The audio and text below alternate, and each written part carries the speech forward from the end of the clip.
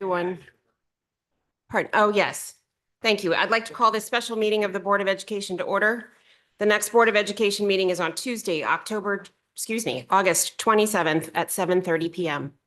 First, I'd like to thank everyone for being here this morning. We have a long day in front of us, so thank you to all the administrative staff for all the work they've done to prepare for it, and to the board members who've agreed to spend the day here. And thank you also to members of the public who will be engaging with us in person or online. Secondly, I had an opportunity to attend the Kids in Crisis Summit yesterday. Our thanks to Dr. Adley and the team who helped organize that. We were the host at Oxridge School. It was hosted in the cafeteria. It was truly a beautiful setting for the event. And of course, it was a fantastic opportunity to hear a little bit more about the expansion of Kids in Crisis, about the Kids in Crisis in our high school and the expansion into the middle school. Of course, we thank the Community Fund again for their support with that, and to hear a little bit more from other schools who use Kids in Crisis, as well as organizations who fund it, and other boards and superintendents.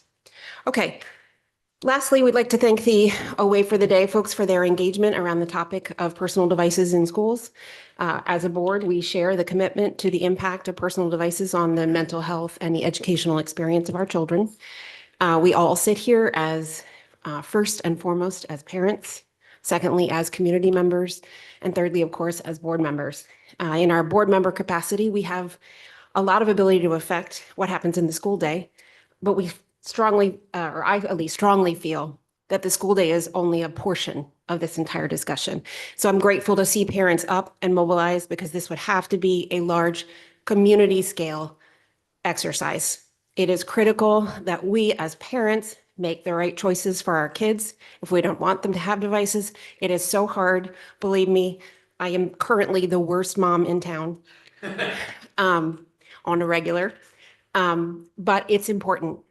So I think we have to stand together. And so I look forward to hearing more about what is happening in schools with administration today. I look forward to hearing from some parents. And I really look forward to a community level discussion about the choices we all make in our homes, in community organizations, and in our schools. Thank you so much. With that, I'll turn it to public comment. Good morning. If anyone in person would like to participate in public comment, please come up to the podium and wait for the chair to recognize you. Please state your name and address for the record, and you will have up to 3 minutes to comment. Please note the time with the chair. Okay, good morning. I'm Susan Shannon. I live in Darien on Gardner Street. I'm a graduate of Darien Schools. I have had the privilege of teaching at Middlesex Middle School for the last 15 years. And I enjoy it so much. I'm here representing fellow teachers and parents that I've talked to who are unable to attend this meeting. I want to talk about the scheduled update of the use of personal devices. I know we've all read about the frequency of disruptions in cell phone use, how students are distracted, and how it leads to frustration, students feeling left out, feeling guilty and frustrated. We also have known what the Surgeon General has said about cell phones, but I know all of us have seen where kids are sitting right next to their friends, and instead of talking, they're texting each other. I know we've seen that firsthand. I was surprised that in the school year of 2021 to 2022, more than 75% of public schools have banned cell phone use, according to the National Center for Education Statistics. Last year, Florida was the first state to require public schools to ban it, followed by Indiana. Connecticut is one of those considering it. Darien prides itself on being the first and putting students first and their well-being. I just want to personally say that I've had a cell phone of students go off during class because the student had the phone in their pocket. I thought it must be something important, because why else would a parent be calling a child in the middle of the day? The student answered the phone, and it was their parent telling them that they had just dropped off their forgotten lunch. The student was so embarrassed. Even the kids walking out of the classroom, even throughout the day in the hall, you could hear them talking about the child. Oh, your parent called you. And I felt sorry for the student. And also, I'm sure the parent had no idea how they embarrassed their child so much. Another personal experience I've had is I give assessments, I teach math. I give assessments out at the very end of class just for the children's sake. I feel it's important. Their score is just between them, myself, and the parents. And a student had received an 84 and was upset. And it was usually lower than usual. So I had written a little note on the test, please come see me after class. But instead of coming and popping in just to see me and talk about it, they went to their locker, texted their parent, and said they were failing math. The student went on to have a snowball day of being very upset. Things were not working out for the poor child. And instead of seeing me and working it out and saying, let's see what we could do to improve next time. Oops, am I? You're at Okay, time. sorry. Yeah. If you just want to Thank quickly you for your summarize. attention to what I have, and I hope you take it into consideration. Okay, thank you. Thank you for speaking. Okay.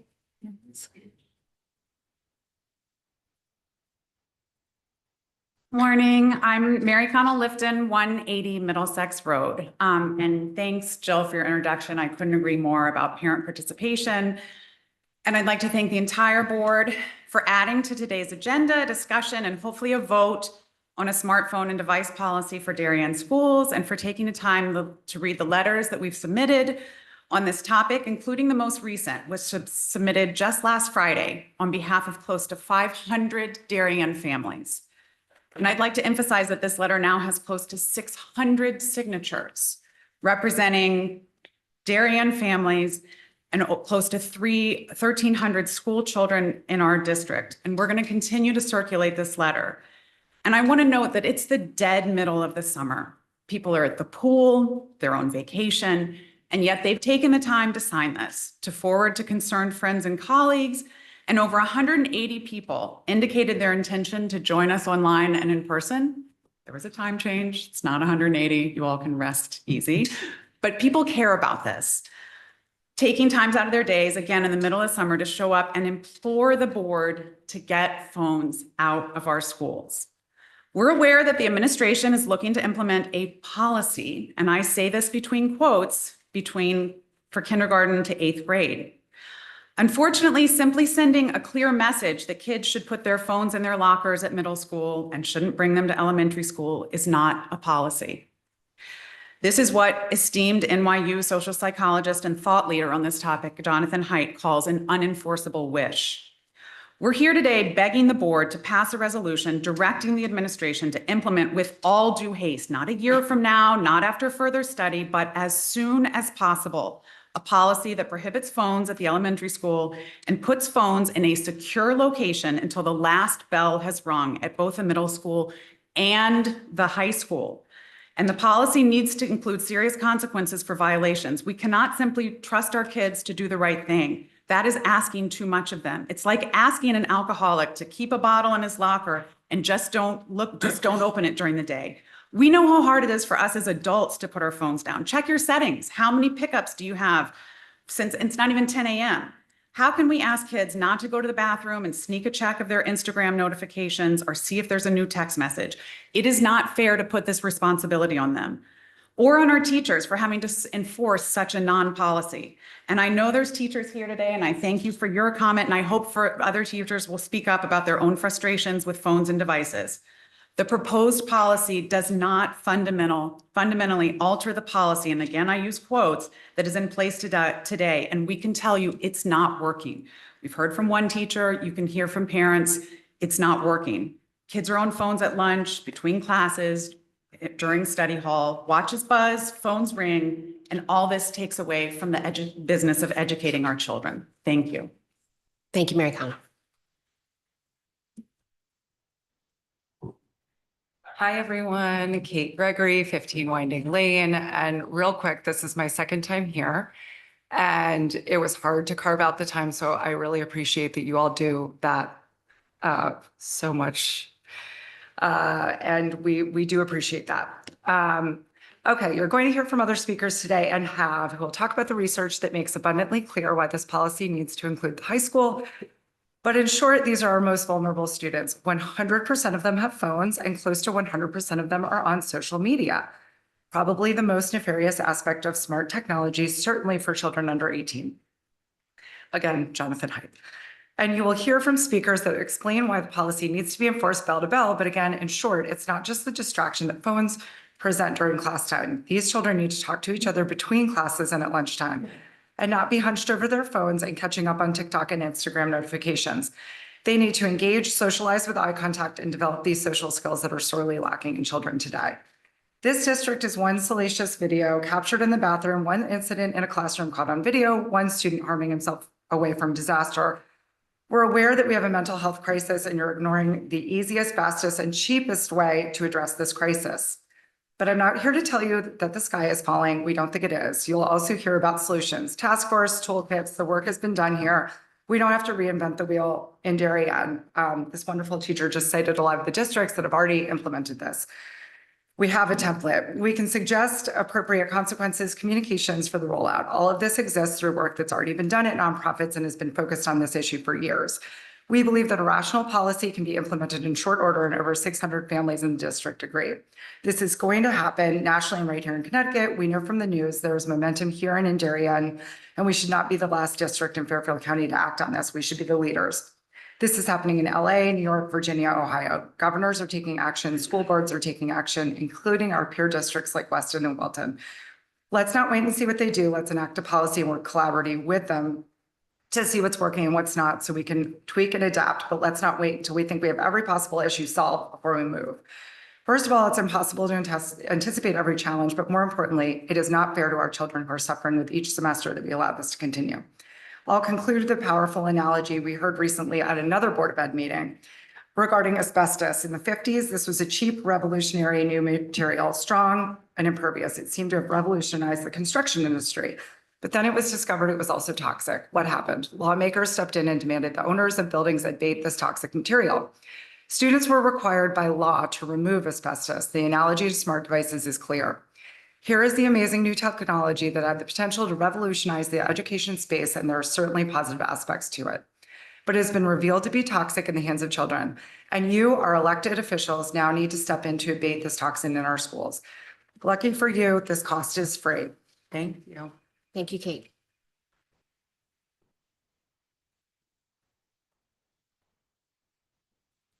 Morning. My printer broke, so I understand the irony of me coming up here and reading off my phone. But here we are. My name is Mary Nevin Gauthier. I have been a resident of Darien since 2019, and my children will be going into 1st and 3rd grade at Tokenique Elementary. I prioritized being here this morning because I support a K-12 bell-to-bell policy in our schools and would like to see this implemented this fall. To be clear, from my perspective, this request is not a moralistic one. It is not my intention to police my neighbors or to tell anyone what their family's relationship with smartphones should look like. This is simply about what the research shows and how the school can build a responsible policy collectively with the community around this evidence. A bell-to-bell policy is needed because both research and our own experience shows that simply knowing better is not enough to effectively change, whether that's around smartphones or other ways. I'll tell a slightly embarrassing story from my own life. I have the privilege of being on the RTM. I chose it. I think it's so important and I see the value in it every time. When I have my phone with me at the RTM, some of you have sat behind me in these meetings. I get notifications. It's usually my husband saying, what lunchbox, someone's lost their backpack, where's the stuffy, or just a friend coordinating a play date for tomorrow. I pick it up. It's not urgent. I read it. I've read all the RTM materials, but do you think that I'm as effectively prepared to speak on, vote, understand what's being discussed if I'm distracted on my phone? No. To be honest, on my committee, I've volunteered to clerk because that's a procedure that I can monitor myself with a hopefully fully developed prefrontal cortex. But I'm 38 years old. I'm an adult. I like to think that I'm pretty responsible and monitor my own phone use. And yet these are measures that I put in place for a volunteer commitment that I've signed up for to make sure that I am showing up as my best self and not distracted by this device that I use. A bell-to-bell ban will simplify things from a policy perspective to make school more harmonious and educationally sound. Additionally, it will allow each family the complete freedom to define and, more importantly, model their own relationship with technology within the home. So I ask the Board of Education, on behalf of the children of Darien, to please institute a K-12 bell-to-bell policy and a smart device ban in Darien schools. Thank you. I'm sorry, can you tell me your name one more time for the That was minutes? a long one. Yeah, Mary Nevin Gautier. Maybe you could spell for me. Oh, yeah. Oh, no, I've got the, yeah. It's somebody, thank you. All right, thank you. Thank you. Thank you. All right. Morning, everybody. My name's Tyler Lifton. I live at 180 Middlesex Road. I didn't get a chance to read through this ahead of time, so if I have to read the whole thing, just bear with me. Jonathan Haidt, I think you probably all know the name. He's an NYU social psychologist and a leader in our fight to get smartphones and other smart devices out of our schools. He outlines 4 pillars in his recent book, The Anxious Generation, 4 pillars to improve the mental health crisis our children are currently experiencing. He calls for collective action, which is something that Jill referenced a bit earlier, collective action to help the current situation, and proposes 4 clear steps that parents, schools, technology companies, and governments can take. Number 1, no smartphones before high school, meaning don't get your kids a smartphone before high school. This is what he lays out. To be clear, he's not suggesting that once they do get it, they can then bring it to high school. But not getting it before high school in some ways seems radical in the current environment. But in a lot of ways, if you take a step back, it's really a practical compromise, considering the fact that girls' frontal cortexes are not fully formed until the age of 21, boys until the age of 25. And here we are getting them smartphones at the age of 9, 10, 11. It's really quite something when you think about it for a moment. Number 2, no social media before the age of 16. Again, Jonathan Haidt, who's studied quite a bit of this, would probably prefer 25 or later, but the suggestion is 16. Think about how many kids in this town get social media well before that. 3, and this is the key for us today, phone-free schools. 3, getting phones out of schools, all schools, not just K through 8. In fact, he tells us that our high school students, and this is really important because I know there's been talk about policies for K through 8 versus high school. Our high school students are the most critical cohort because they're the ones that are most addicted to their phones. And finally, far more independence and free play. This is number 4. Getting phones out of schools will help with that. Think about recess, think about lunch, think about free periods. Let's give children the chance to interact with one another, not with their phones, with one another. Let them learn these important skills that we all take for granted because we had the chance to develop them as children. And it's been so critical to everything that we do in our entire lives. Let's give our children the chance to develop the skills that we, sitting in this room, take for granted. Let's give them the chance to develop social development that were once common and take it for granted and really is now sorely lacking amongst our children.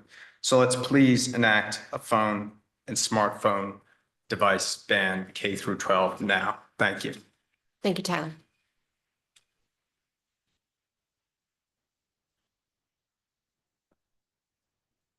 Hi, good morning. I'm Kate DeRocher. I live at 12 Partridge Lane. I have one child in the Darien school system. She will be in 9th grade this fall. Thank you for giving me an opportunity. I wanted to provide public comments in my support of banning smartphones in the school, both K through 8, but also in the high school. I think it's especially important that we ban them in the high school. And there are a number of reasons. One, I want to support teachers. I think that they deserve a work environment that's free of distractions from kids, even though the best intention to have kids put the phone away, as we heard, doesn't always happen. I also think we need to continue to support the mental health needs of our students. And we as a community have done a tremendous job up until this point, implementing social and emotional learning and especially in the last few years, supporting their mental health. It seems counterproductive to me that we would allow the phones to be in the schools when so much of the research is coming out, especially in high schools, that it's detrimental to our students.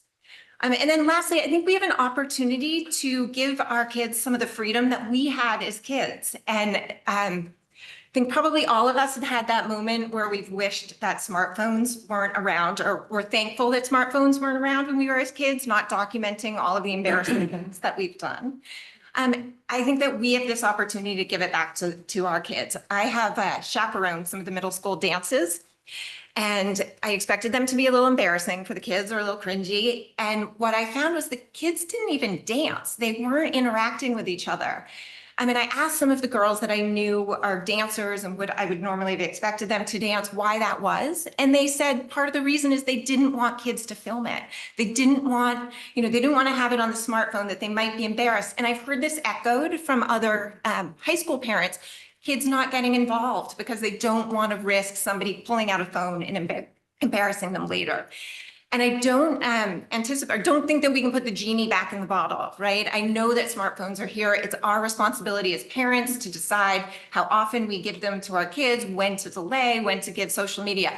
But I think we have a unique opportunity right now to put the genie back in the bottle during school hours and allow our kids to be kids. Thanks. Thank you very much.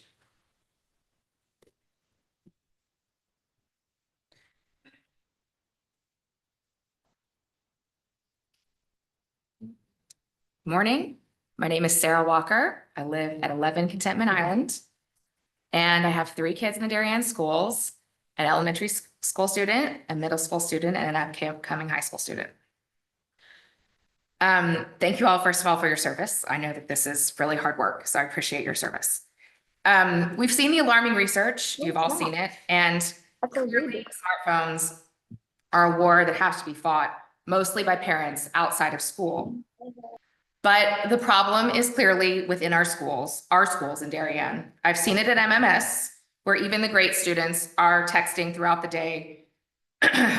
Mom, can you make me a haircut appointment? Mom, is baseball canceled for rain? Mom, can Susie sleep over next weekend?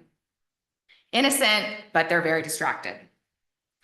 I also, wanting to know more about the high school situation, asked some post-53 kids what it's like at the high school. They related to me that though most kids are very focused in class, fortunately, that there are a significant number, perhaps 20% these kids thought, who were frequently in the back of the class on devices, mostly gaming. So the problem is in our schools and it's impacting our children. I support a total ban, K through 12, for a few reasons. First of all, it's clear that phones are seriously detrimental to learning and children's development, and schools are a special environment that should be protected. We've got to protect the children and teacher unique relationship and the critical learning purpose that goes on. Second, I feel that a partial ban will just not work. It won't achieve the goal of protecting the focus of the children, optimizing learning environment, and it would be a nightmare to police for administrators and teachers. We don't want that. A total ban, though it seems more draconian, will ultimately be simpler to operationalize and will get better results for students. It won't be easy, I understand that. Parents will be inconvenienced. After school plans will be harder to change. We won't be able to check in on our children, but it is worth it. And I believe that if the board and our educational leaders make it clear how very important this is, that parents will all adjust and eventually will appreciate your prioritization of our children's development. Thank you. Thank you. Anybody else in person? If anybody online would like to participate in public comment, please use the raised hand icon. We have no raised hands at this time. Oh, one. Oh, all right, she didn't use the icon. I apologize for that. Thank you. Okay.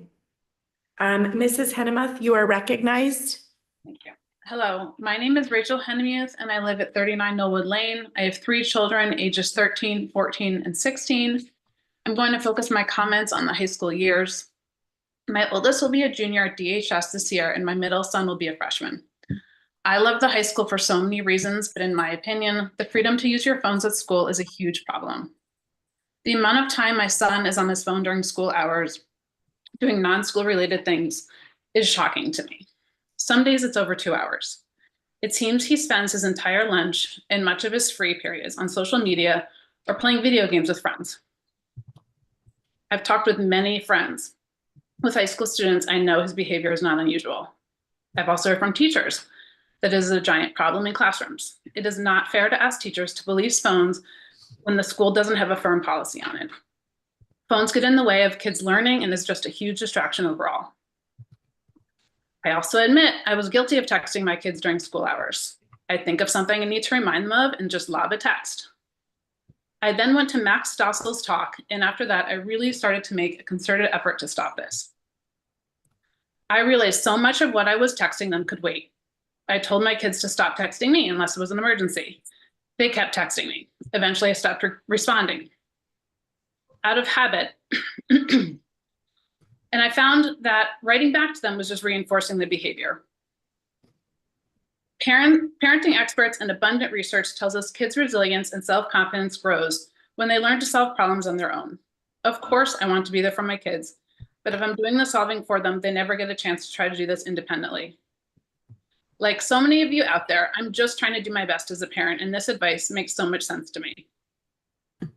One final quick story. Recently, I got together with some friends and their kids who went away to Jamaica in June as part of a service project of the church. The kids' cell phones were taken. Whoop, we lost sound. Ms. Henmuth, would you pause for a second? We've lost sound.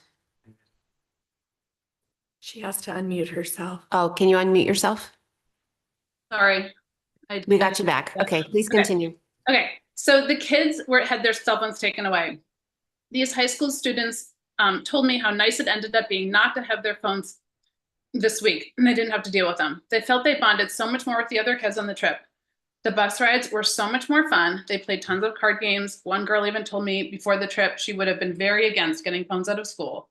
But after this experience, she, sorry, she'd be far less resistant to it. And even said to me that she thinks lunch would be so much more fun if kids didn't have their phones. Again, I know this is not an unusual story. Talk to any parent whose kids have been to sleepaway camps recently. They come home lighter and more engaged in conversations and maybe even admit how nice it was to have a break from their phone. And I don't need to remind you that every adult in this room, or nearly all of their school years, went through school without the mobile phone. It's no mental stretch to answer the question. Can you just conclude? You're at time. Sorry, she needs to unmute. You have to unmute again. Okay. We are also used to having 24/7 access to our kids, and the kids are accustomed to having their moms in their pockets at all times. But the simple fact is they don't need their phones in schools. Are there going to be some exceptions to this? Sure. Are there going to be people who are against this change? Absolutely. Is this change going to be hard at first? Definitely, but it's worth doing. Please institute a K-12 bell-to-bell phone ban. Thank you. Thank you. Okay, anyone else cast? We do not have any raised hands icons. Oh, wait, Kate, sorry. Mrs. Coyle, you've been recognized. Hi, thank you very much. My name is Kate Coyle. I have 3 children who are 11, and 8 in the Darien public school systems. One's rising 6th grader, and I'm very anxious about them having access to schools to phones during school in supportive of a K-12 bell-to-bell, completely smartphone, smart device-free environment in the Darien public school systems. The author, Jonathan Haidt, who's been previously quoted today, the author of The Anxious Generation, notes that phone bans ameliorate 3 of the 4 foundational harms of a phone-based childhood: attention fragmentation, social deprivation, and addiction. It reduces social comparison and the pull into the virtual world, and it generates communion and community. The use of phones in classrooms and the draw to participate in these virtual devices, hiding behind school books, grabbing them between classrooms, creates a zombie apocalypse type environment. And it goes down to even young children who have access to devices. I've seen it firsthand with my own children, if they're ever even granted access to a device. I think that the whole concept of policing phones in schools is a very difficult concept. And in lieu of actually policing it and saying that you're like creating a ban in the school, I think it actually has to be an actual device-free environment where phones are put away, locked away, and not even provided with like temporary access between classrooms at all. Like a bell-to-bell, completely phone-free and smartphone device-free environment, I think is the best support that we can provide to our children in this generation. I think that the data will continue to grow to support that. The rates of loneliness will continue to increase if we don't act now, and there'll just be greater impact to our children. We have an opportunity to act now, and I implore the Board of Ed to make this free decision to improve the school environment and reduce the virtual pull for our children. Having a phone ban for all of our children, not just the youngest, but middle school and high school, a K through 12 bell-to-bell phone and device-free environment in our Darien public school system is the best way to do that. And I hope that you make the right decision in this choice. And I thank you for your consideration. Thanks. Thank you, Kate. Mrs. Coyle, sorry, I was trying to get her address for you. I Kate apologize. Coyle. Oh, sure. Kate Coyle, 3 Searles Road. 3 Searles Road. Thank you. Thank you. Thanks, Kate. And MC. We now have no more raised hand icons. Okay. With that, I'll move on to, thank you all. I'll move on to legal updates and board operations. Thank you, Tom, for being here today. Thanks for this. All right.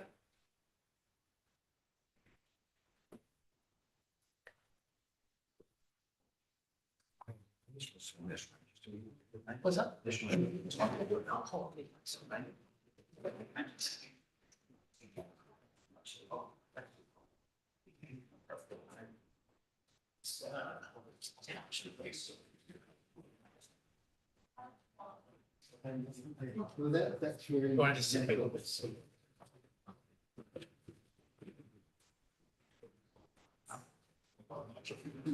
Yeah, I get it.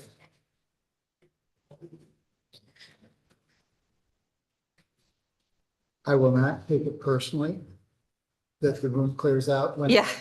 The topic is legal update. Please don't.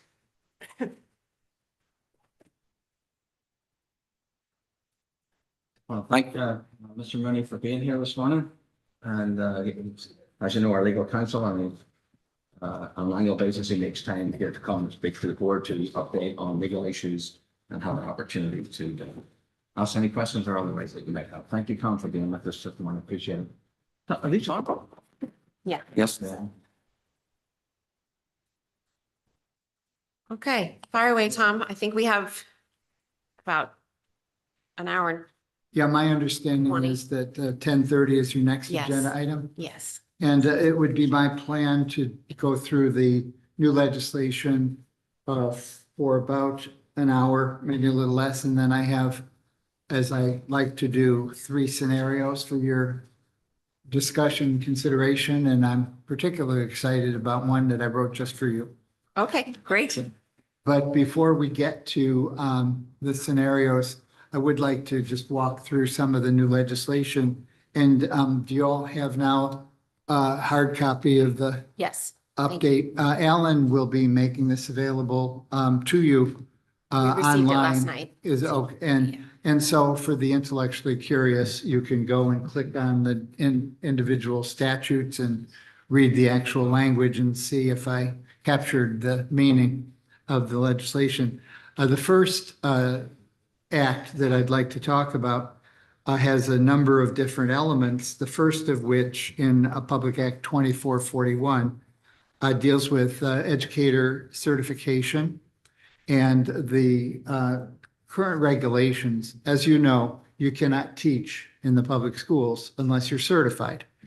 And that's like the gatekeeper. And the current regulations were written in 1998.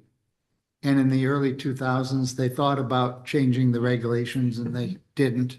And we are continuing to work with regulations that were written all those many years ago.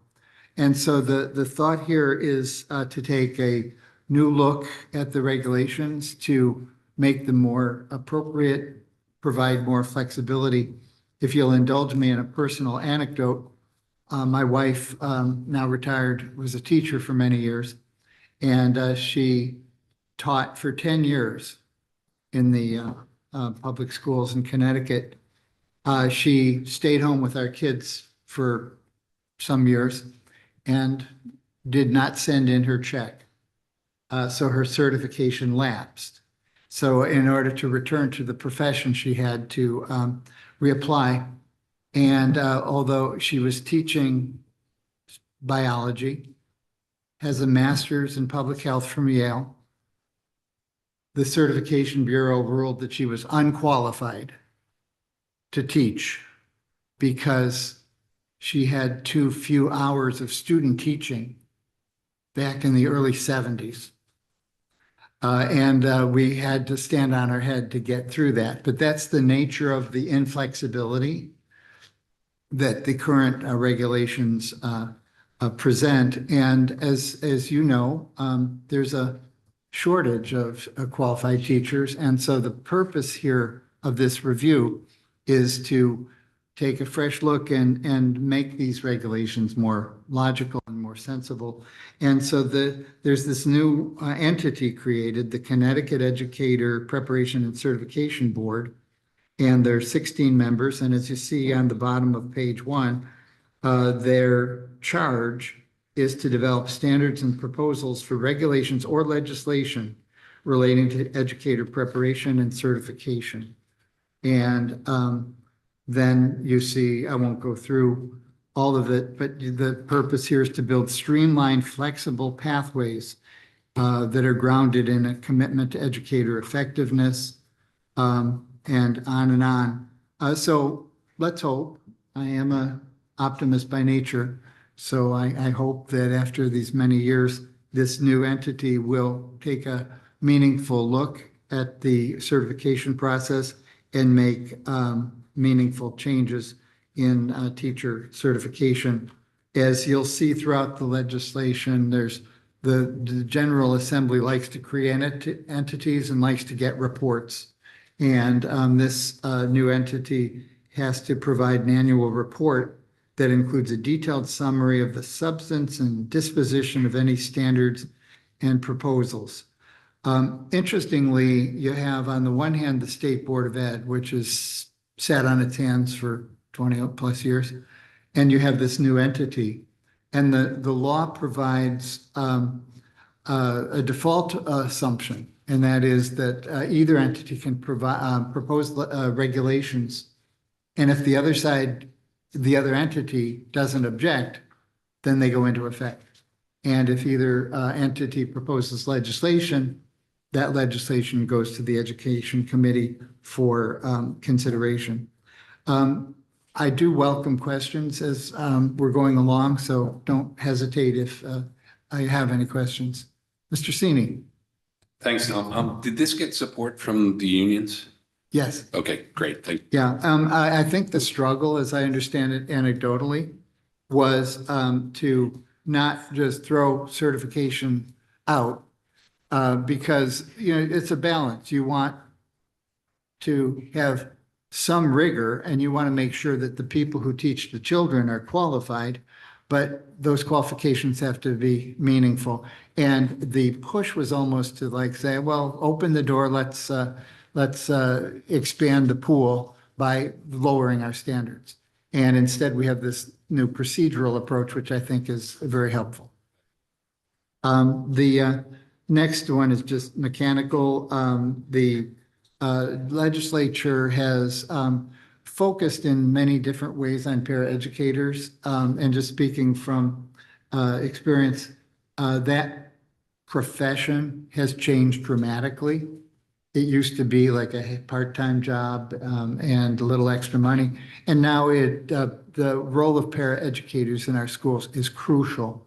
And there's different legislative initiatives to enhance the profession. Last year, or perhaps the year before, the General Assembly requires now that paraeducators get 18 hours of professional development each year. new legislation here on FMLA reflects a action that the General Assembly took with regard to FMLA. As you may know, the FMLA is the Family Medical and Leave Act, federal law that applies to public schools. And to be entitled to up to 12 weeks of leave in a given year, you have to work 1,250 hours. That cut out paraprofessionals and other district employees. And so as a matter of public policy, the General Assembly felt it appropriate to extend that opportunity for leave to paraeducators, which they did a couple years ago. And now this new law extends that entitlement to FMLA benefits to any non-certified Board of Education employee if they work at least 950 hours, not the 1,250. And you'll see the next bullet is that I'm sorry. I was going to have Marge interpret that for our specific district. So, because we have two different, we use instructional aides and paraprofessionals, and whether or not this makes any difference to. No, we've been applying the law that way to paraprofessionals, paraeducators for a while. Yes. Okay. And now any non-certified employee of a Board of Ed would have that entitlement to FMLA. Okay. With the lower threshold of Okay. hours. And- But over the years, different places of when I started, it was teacher aides, then paraeducators, and so on. And now the preferred term, and they went through and changed all the statutes, is paraeducator. Okay. So that's. So will we use that term for both classes of employee that they're not, classes is the wrong word, but we've used the term instructional aid and we've used the term paraprofessional usually to refer to a specifically. I think that would be great if we just referred to everyone as a As a paraeducator. Okay. We'll just have to figure out how to distinguish when we budget. Okay, thank you. Excuse me. And the next is a mechanical requirement. For many years, parents have been entitled to a notice of all of the rights that they have when their children are receiving special education services. And the law required that they be provided at PPT meetings. The new law says that when you give a notice of a PPT, you have to send the notice of rights. There are some significant changes in the DCF reporting statutes. We'll start with just the premise. And the premise is that there's this very easy trigger for a mandated reporter. Anytime a mandated reporter, and by the way, I've had this question, board members are not mandated reporters, but pretty much everyone else is. Whenever a mandated reporter has reasonable cause to suspect or believe that a child has been neglected, abused, or put at risk, they must report to DCF. Where people have had trouble is when they don't do it that way, because DCF is the lead agency for investigations, and mandated reporters could get in trouble if they start looking into it. They just, and it's particularly hard if you're a teacher and there's some child makes a complaint about a colleague. I mean, that's hard. And sometimes teachers would, well, tell me more about it, and so on and so forth. And that was contrary to the law. The law said you report and let DCF handle it. DCF is the lead agency. So in some circumstances, we work with DCF to get them to, or to coordinate our investigations, because the statutes continue to provide that we, the board, has an independent obligation to investigate. Long story short, there's this new concept in the law called a preliminary inquiry. And so because, well, as you may know, because of the problems I've just described, educators were arrested. There were headlines, even a superintendent was arrested. And the consequence, that was about 5 years ago. And so the consequence was DCF was flooded with reports because the thought was, well, I don't want to get arrested. And every question was resolved in favor of filing a report, and DCF was flooded. And so this legislation is an attempt to bring a little more judgment and common sense. Again, it's critically important that we always report to DCF if there's a hint of concern, because we're talking about the welfare of children. But the new concept here is that if you're a mandated reporter, that you can conduct a preliminary inquiry, and that is ask questions like, actually, I wrote a column on this a month or so ago. You hear a rumor about something. Do you just call that rumor in?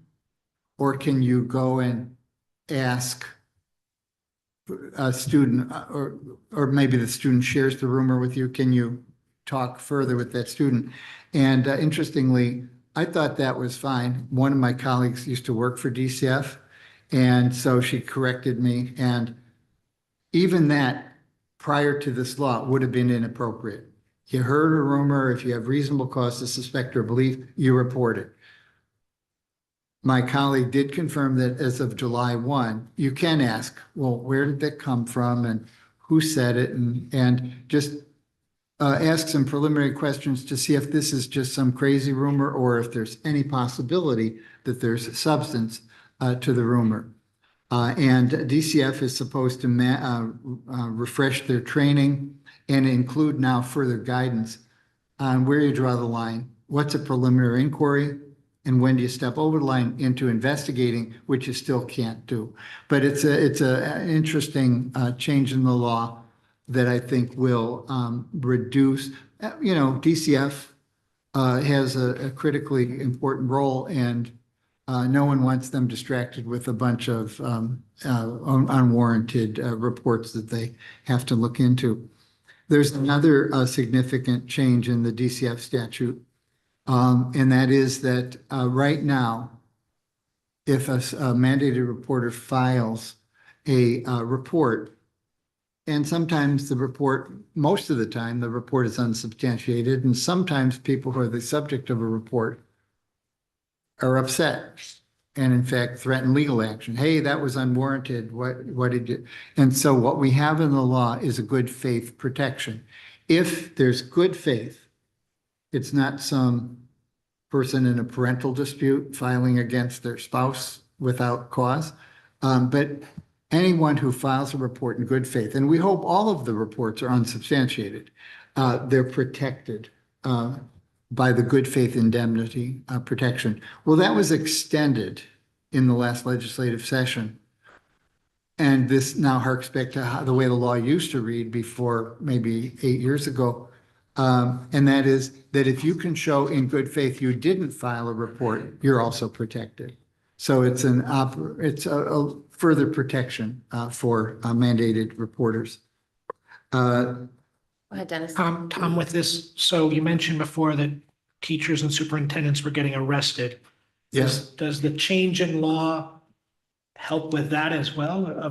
It gives a little leeway in the prosecution of that for those who may or may not report, now that you have the ability to investigate, and if you determine that the claim is unsubstantiated and therefore you don't file, can you still be arrested because you didn't file a claim? Yes, in fact, one superintendent was arrested for not filing a report, even though when the report was filed, it was unsubstantiated, because they're two separate standards. The threshold is one thing and substantiation is something very different.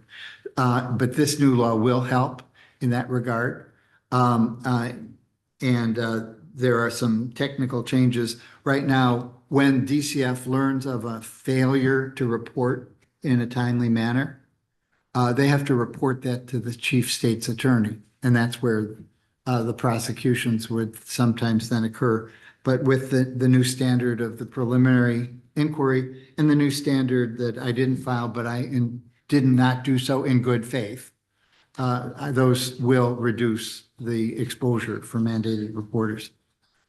When is this in effect, this one, Tom? Please. When is this in effect? Oh, July 1. July 1. So it is in effect now. I was writing the column right around July 1. And so it is a change in law as of that date. The next statute, and as I mentioned, you have this electronically, and so all you have to do, if you have the time and energy, is click on the link, and then the statute pops up, and you can read the specific provisions. As you probably know, and there's something later in the discussion about mandates, there's been quite a bit of pushback because every legislative session, the General Assembly thinks of more things to add to the list of mandated trainings. And there's now some task force about educational mandates. And on behalf of CAPS, Shipman and Goodwin was involved in doing a list of all the mandates in the statutes. But now there's some further flexibility because in Section 2 of Public Act 2445, the PDEC, your Professional Development and Evaluation Committee, which now another initiative includes a paraprofessional a paraeducator representative, the PDEC determines when these various mandated trainings occur, as long as this list is covered at least once every 5 years. Alan, did you have a question? No.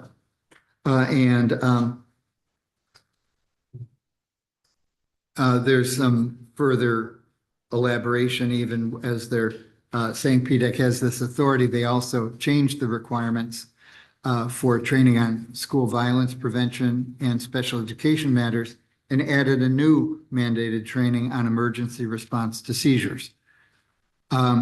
This next one, I don't know if you've taken action or are interested in taking action, but it's a significant change in the 2% non-lapsing fund. Have you? We do not have one. You do not have one? Well, I have news for you. The former statute said that the Board of Finance can create this non-lapsing fund. The Board of Finance can deposit up to 2% of your budget in non-expended funds, but then you do have control over the fund over the prior law, during the prior law. Well, now you have the authority to create this fund. You have the authority to make deposits into it. The limit is 2% of your annual budget. But obviously For the record, you just created a lot of smiles around this table. Well, I thought it might be an interesting topic. Just a bit. Right. Okay.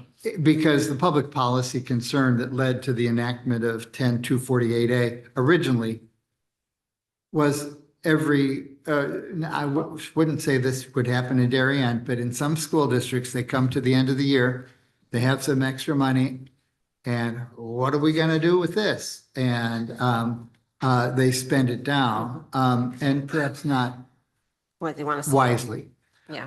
And so this gives some opportunity for further reflection, because the way it works is that if you get an appropriation on an annual basis, you're authorized to expend those funds between July 1 and June 30. The next July 1 comes and that appropriation lapses, and by operation of law, the money that you haven't expended reverts to the town, and you start with your new appropriation. So this is, I think, a wonderful new development, giving boards of education more control over their own budgetary practices. Any other questions on that? Yes, please. Thanks, Tom. Do you know any of the background on why this change was recommended or made? No, not any specifics, other than I know that CABE was quite interested in making this change. And one of my partners is the Speaker of the House, and I have talked to him about it, and they just say it makes sense. It's the board's money. The board should decide and cut out the middleman, which is the Board of Finance. Yes. John and then Katie. Oh, go ahead, Katie. Thank you for this. I just wanted to clarify that with the 2% Yes. ceiling, that if we, if the Board of Education was to have more than a 2% surplus from the appropriation, that we'd be able to move the maximum 2% into a non-lapsing account, and then the rest of that would go back to the town as Yes. it has been? Okay. Unexpended funds, because what you're essentially doing by moving the 2% into a non-lapsing account is you're expending the money. And so if there's unexpended funds in excess of what you've transferred, then it does revert to the town. John? Is there any restriction on how that non-lapsing account can be used? Is it? Yes. Okay, I mean, beyond, it has to be school funds, but. No, that's it. That's the restriction. You have to spend it for educational purposes. So it can be capital and or operation? Yes. Okay. Yep, it's, And- now, when you get into capital expenditures, different towns have different rules about what is or is not a capital expenditure and what that process is. But there's nothing in the law imposing any restrictions. It simply says it has to be used for educational purposes. Thank you. Go ahead, Greg. Is there a timeline to use the funds? No, Like, that's the beauty so of once it. you It's a have it, non-lapsing account and it's it can forever. accrue. It so can you accrue. You could get 2% each year and it could just keep building. Yes. In theory. Okay. That was my question is you can accrue over time. So It can, So you could technically put in 2% every year. right. But the accrual is only if you put them, it's not like an accrual. When I think of like an accounting accrual, you can't, like, it's only cash that you actually put in the fund that you can keep in the fund. Yes, although the detail is plus interest, I presume. In your non-lapsing fund, you're going to get some sort of interest, so that fund would grow. But you can contribute new funds every year, and until you spend it, it sits there and grows. Is that a better, because I'm not an accountant. Just like an accrual it could mean that you don't put money in, then you just have an accrual sitting there and then you get to put it in later. It's not that. You No. have to It's actually not have the that. money. You have to transfer the funds. Okay. So- So we work collaboratively, but there's nothing to stop a Board of Finance anytime saying you've got 2% in there and your budget you're going to get moving forward is going to be reduced by 2%. I mean, there's nothing stopping that happening operationally. Yeah. Correct. Is that's an observation? Yes. That's a hypothetical. Reality? No, you're right. I mean, these are all moving parts and people are going to point to different opportunities for expenditures. Right. Educational purposes, when we define the budget, we say that everything educational is as defined by the statute. And then beyond that, the Board of Finance can opine. Is that the same educational purposes tied to the actual statute language for education, or is this just educational purposes in a vacuum? The statute uses the phrase for educational purposes, and my view of the matter would be anything within the scope of your responsibilities as a Board of Okay. Ed would be an educational purpose. But there are limits, and you may, for example, think that the Red Cross is a worthy charity, and you would think it appropriate to contribute to the Red Cross. That would not be an educational purpose. But what about like health insurance or something that isn't delivery of education, but certainly impacts? Those are all, you can't deliver education without the infrastructure and providing health insurance benefits to your employees and so on. So for example, if the bill came in and your renewal was higher than anticipated, you could offset some of that increase. I'm just hypothetically, by using money from the non-lapsing account. Okay, thank you. Anyone else?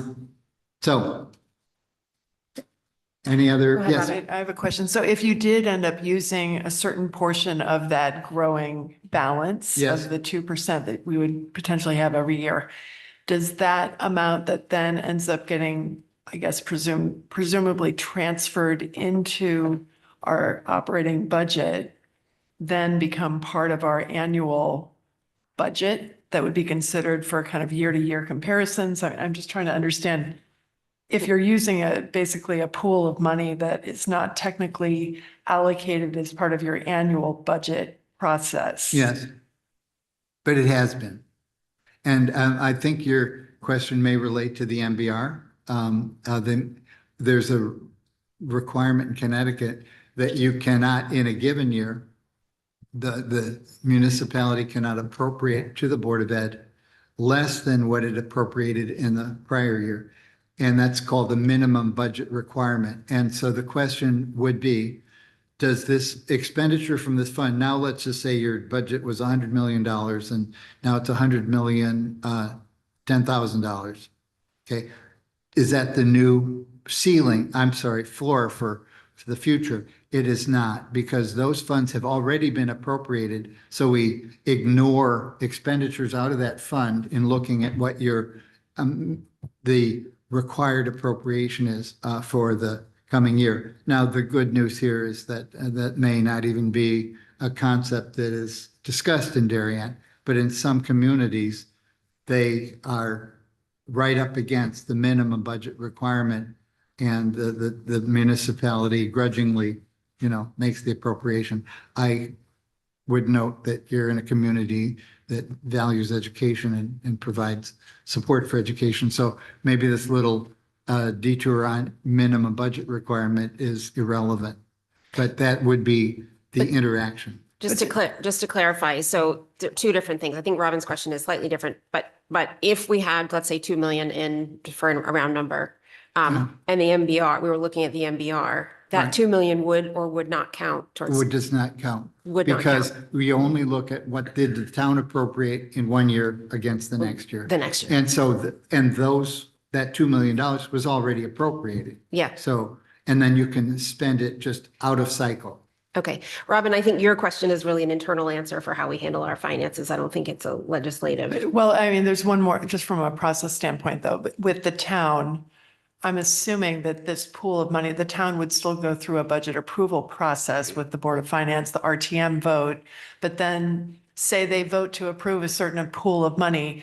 After that vote, the Board of Ed potentially could end up going back and saying, okay, well, we're now going to use XYZ amount of money from this pool to supplement what the RTM and Board of Finance actually approved. Yes. And then increase, if we needed to, by a certain amount of dollars from this pool. Is that correct? Right. And it's not subject to RTM or Board of Finance votes. Just Board of at that Ed. point.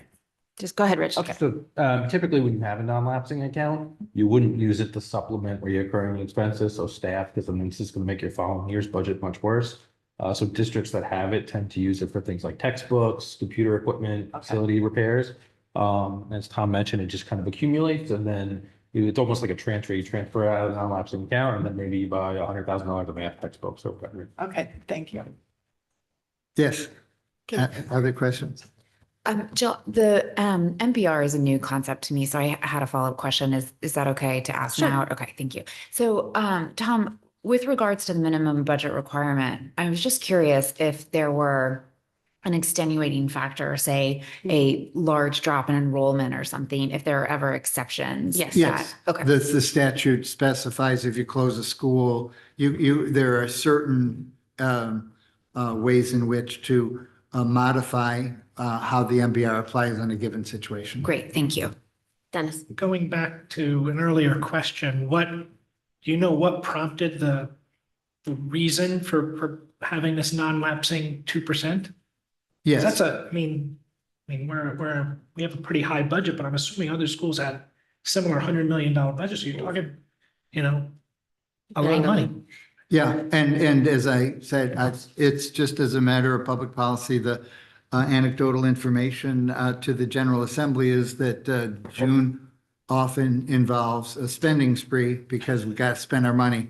And this is a way to have boards of ed not feel so pressured to spend down their appropriation at the end of the year, because they can just park it and wait for it to accumulate and then do something, as Richard said, is more of a isolated investment. As Richard said, you certainly don't want to use that money in a budget year to address recurring expenses because then you're creating a hole in your budget for the following year. But couldn't towns that don't budget well think, I mean, you build up $6-7 million in your non-lapsing account and your Board of Finance says, you have this money, I don't need to give you this much, and then your budgets are going. I just, to me, this is. It's an interesting political dynamic because they certainly can point to that. But to the extent that a town, and I'm not talking about Darien, a town would have that reaction, then you're essentially then discouraging the Board of Education from being responsible at the end of the year. It's a discussion.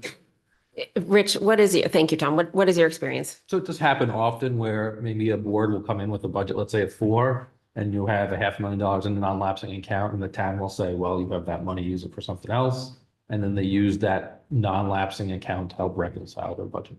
Okay. So I know what happened in Newtown, for example. Okay. So all right, John. it's one of the checks and balances in our budget process that amongst all town entities. Right. Well, I'll move on. High school graduation requirements is a perennial favorite of the General Assembly. They're always modifying that in one way or another. The current law, or prior to this public act, included a requirement that students complete the free application for federal student assistance. This defers that requirement and exempts certain international students. I thought this is an interesting little twist. Right now, a child can get, a school can set up, a district can set up a half credit for community service. And when that opportunity for credit for community service was created, the General Assembly said, but you can't not engage in partisan political activity and get credit. Well, now you can. I don't know why, but they changed the law to strike that prohibition. So a student could engage with the local political party as a volunteer, and that would be considered a community service. One, as you may know, students starting at grade 6 have to districts have to provide or prepare student success plans. As that statutory process is followed, now consideration has to be given to enrollment in the technical education and career systems, which some of us would remember as referred to as vocational schools, the state vocational schools. There are some minor changes in the student discipline statutes. In-school suspension is now limited to 5 consecutive days, and there are new requirements. If you suspend a preschooler through grade 2 out of school, which would be an extraordinary circumstance, there are new requirements for that. There are new requirements. I'm going to pick up the pace a little bit here. There are new requirements with regard to SRO reports. There are certain circumstances where the SRO is required to file a report if he or she investigates or gets involved in a behavioral intervention when student misbehavior escalates to violence or crime. And so they've modified that slightly. Julie has a question. Quick question. Would that apply to SSOs as well? SSS? SSO, school security officers. We have SROs and we also have SSOs. No, the SRO is the requirement, and the difference in my understanding would be an SRO is a sworn police officer. SSO is not. And so no, these requirements apply to SROs. Thank you. Yes. So I just want to confirm that this is saying that the SROs will get involved in fights. They may. And that's a change from our current practice? Oh, no, actually, we have to go back a couple years. Every district is required to enter into a memorandum of understanding with your SROs to define the role of the SRO. And so it's in that context that the SROs, in accordance with a memorandum of understanding, may well be called upon to intervene if there's a fight. And if or there's been a fight, now they're investigating, and it turns out that that action by a particular student constitutes an assault, which is a crime, that has to be investigated. And the normal path, and this just modifies that path slightly, is SRO writes the report to the chief of police. The chief of police gives the report to the superintendent. The superintendent gives the report to the Board of Ed. So That's current law. So Alan, how does this change for our current practice? It may, well, just even that end one, it may be submitted directly to the superintendent of schools. That's not a practice that happens here. And it's an exception only if the police chief does not meet certain standards. So it's a big deal generally. This is a small deal because it's only accepting that, creating an exception to that path. When the police chief doesn't have a certain credential, then the SRO sends the report directly to the superintendent. Okay. Yep. Now the next statutory change relates to the implementation of the bullying statute. Last year, there was a fundamental change in the bullying statute, but it was not implemented immediately. And in fact, boards of ed have until next July 1 to do it. But the process is that all boards of ed have to adopt a school climate policy that CABE was charged with writing. And the Social and Emotional Learning and School Climate Advisory Collaborative was in charge of approving. That's all been done. Boards of ed, and this board included, at some point between now and July 1 of next year, has to adopt that policy. And that policy reflects a rather detailed statutory procedure where each school has a school climate committee. Each school climate committee has to do a survey every year. They have to create a school climate improvement plan. And, you know, that the mechanics of the new bullying statute, and they have a new definition, the 6th definition in bullying since 2002. It's a complicated process. This legislation simply says that this social and emotional learning in school climate advisory collaborative will establish standards for school climate surveys and will draft a model school climate improvement plan, and boards are authorized to use those resources. So that's where that is. Disconnected youth. I was curious. I put a link in here, and I'm not necessarily asking for hands raised, but are some of you aware of the study that the Dalio Education Foundation sponsored on disconnected youth? I've linked the report here in case you're interested, but disconnected youth is a concern. And and their definitions of what is or is not a disconnected youth. But the conclusion was that 1 in 5 young people between the ages of 14 and 26, I think, are disconnected in some way. And this is not a direct Board of Ed responsibility, but it's a social concern that will implicate your work. The statute defines at-risk students. The statute defines disconnected youth. I've provided those definitions. And now a different entity, the Connecticut Preschool through 20 and Workforce Information Network, is now charged with providing technical support and data agreements, trying to create the infrastructure for serving disconnected youth. many of whom are not even within your jurisdiction anymore. But it's a social concern.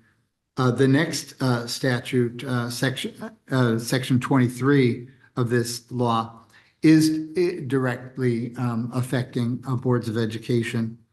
And that is that now if a youth services bureau, and do you have a youth services bureau here in Darien? Yes. If they come forward and say, we want to collaborate more on serving children with problems, and one way to do that is to have better knowledge of how they're achieving in school. What are their grades? What are they participating in, and so on.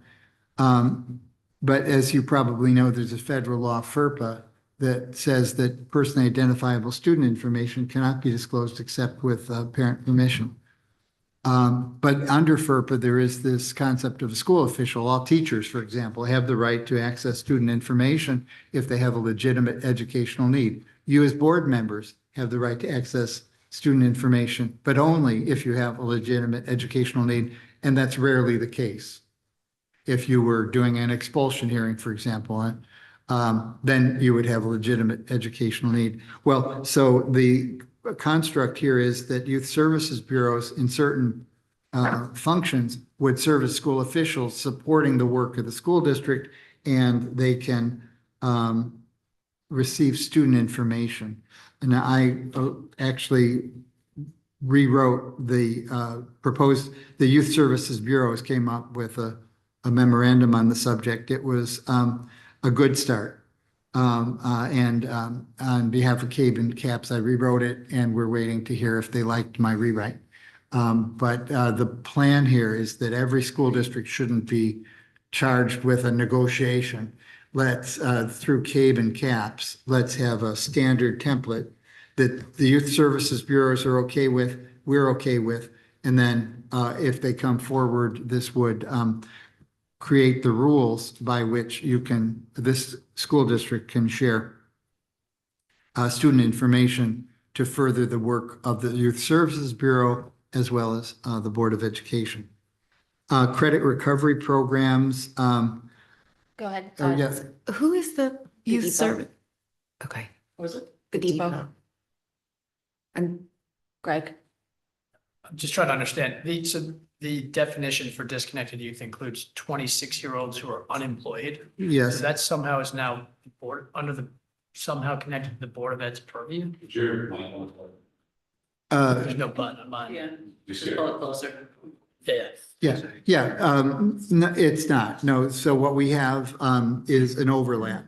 Some of the disconnected youth are within your jurisdiction, and some of them are not. And so it's the disconnected youth is 14 to 26. So some of them are clearly not your issue. Some of these children may be enrolled in your school. Some of these children may have dropped out of the Darien Public Schools. If you're interested and you get to the report, it's very interesting. In Wyndham, for example, over 40%, that's a poor community out near Yukon. Over 40% fall within the category of disconnected youth.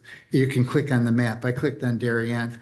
It's between 10 and 20% fall within that definition. But as you point out, many of those would not be even within your concern because they're beyond the age for schooling. The credit recovery programs, I don't know, there must have been some circumstance where there was a distinction. Well, you're enrolled in school, so you can't participate in credit recovery. This law clarifies that no, credit recovery programs are accessible to students who are enrolled in school. The next statute on page 7 is about further elaboration on something that came up last year, and this is a big deal, and that's air quality in the schools and the requirement for inspections. And the law just refined some of that to say that the inspections have to be conducted between 2026 and 2031. You have to inspect at least 20% of your schools in a year and every 5 years thereafter. The next statute, as you may have heard, there was statewide controversy over a law passed last year that required that all school districts implement their reading programs through specified programs specified by an entity in collaboration with the State Department of Ed.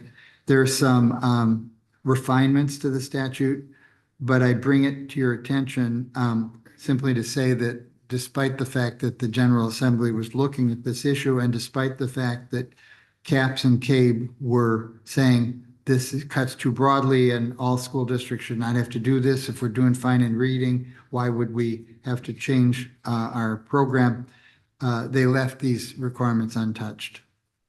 The State Department of Ed is supposed to now conduct a study about advanced placement programs and how districts can support students in advanced placement programs. This next one is well, they're all interesting, right? But this Public Act 2481 requires the commissioner to develop a plan to render the State Board of Ed an advisory body and have the commissioner be in charge. I don't think this is going to trickle down to local boards of education where the board becomes an advisory body. But the State Board of Ed is on potentially on its way to obsolescence. I just don't know the reason for this, but that's something the commissioner is charged with doing, and she has to report by January 1st of 2026. Another example of the support for paraeducators in that same law, there's currently paraeducators have the opportunity to get state subsidies for health insurance under certain circumstances that I'm not conversant with. That because that's an independent program. That program was extended for a year. I don't know if Margie have any comment. Pardon? We did it this past year. Did you? The state funded the document. And now it's been extended That's what we would have a big buffer. for a year. Yeah. This is a good one. As there's always this tension between how much do we test and how much do we educate? And are we detracting from our mission to educate kids by testing them and testing them and testing them? And now the State Department of Ed has to conduct a comprehensive audit of the assessments that students must take. And then you see here the list of the responsibilities of the audit. One of the issues here is discouraging classroom activities and focus only on test preparation. So it'll be interesting to see what comes of that. I don't know if anyone here has any comment on state assessments, but there's a certain suspicion that perhaps the process could be improved, and we're supposedly going to find out through an audit, and that's due in January of 2026. To the relief of some districts, not Darien, but Greenwich and Fairfield specifically, the racial balance law has been suspended for a year. I don't know if that could be a whole topic, the racial balance law, and the public good or not that it does, because we still have extraordinary racial isolation in Connecticut. It'll be 30 years in 2 years since Sheff versus O'Neill was passed. But I don't know if this is so that they can study it further, but they've suspended the law for a year. An oddball new law reads as follows, and this is the prohibition against requiring parent to participate in school activities. And it is now legally prohibited to require a parent or guardian of a student to participate in school activities, such as through volunteering, as a condition for the enrollment of such student in a school under the jurisdiction of the board. Now, I have no idea why this law was passed, because if I'm a resident, I'm entitled to go to school unless I've graduated from high school. It would simply be unauthorized to say as a school district, well, your mom better do X, Y, and Z. We take the children as they come along a continuum of parent support. But for whatever reason, the General Assembly thought it was necessary to clarify that school districts can ask, but they can't require parents involve themselves in a certain way. The next one is a simple thing. I don't know if it's. Can I ask a question, Tom? I'm Oh, sorry. please. On that one, we do require that a parent attend a meeting with a student in order for a student to participate in extracurricular activities. Would that fall under this? Not on its face. okay. We're not requiring it for kids to enroll in school. Right. We're requiring it for them Right. to participate. And is that because of the requirements that parents be notified of concussion No. and heat?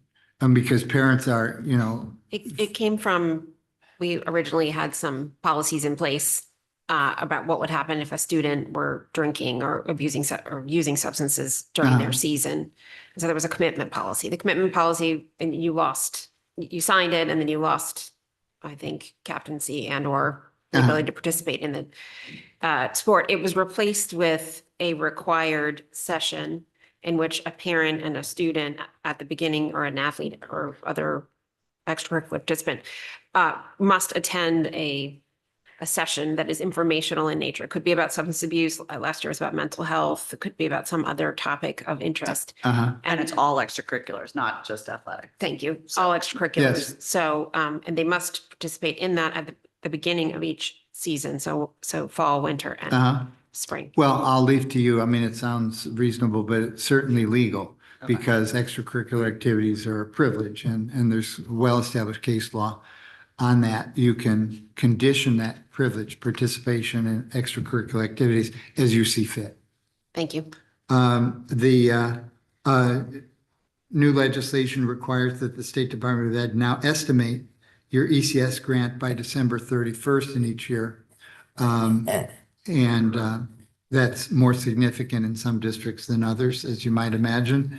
But I think the date December 31st is related to the annual budget process, so that you can at least estimate what's coming in from the town and the board as you work through the budget process.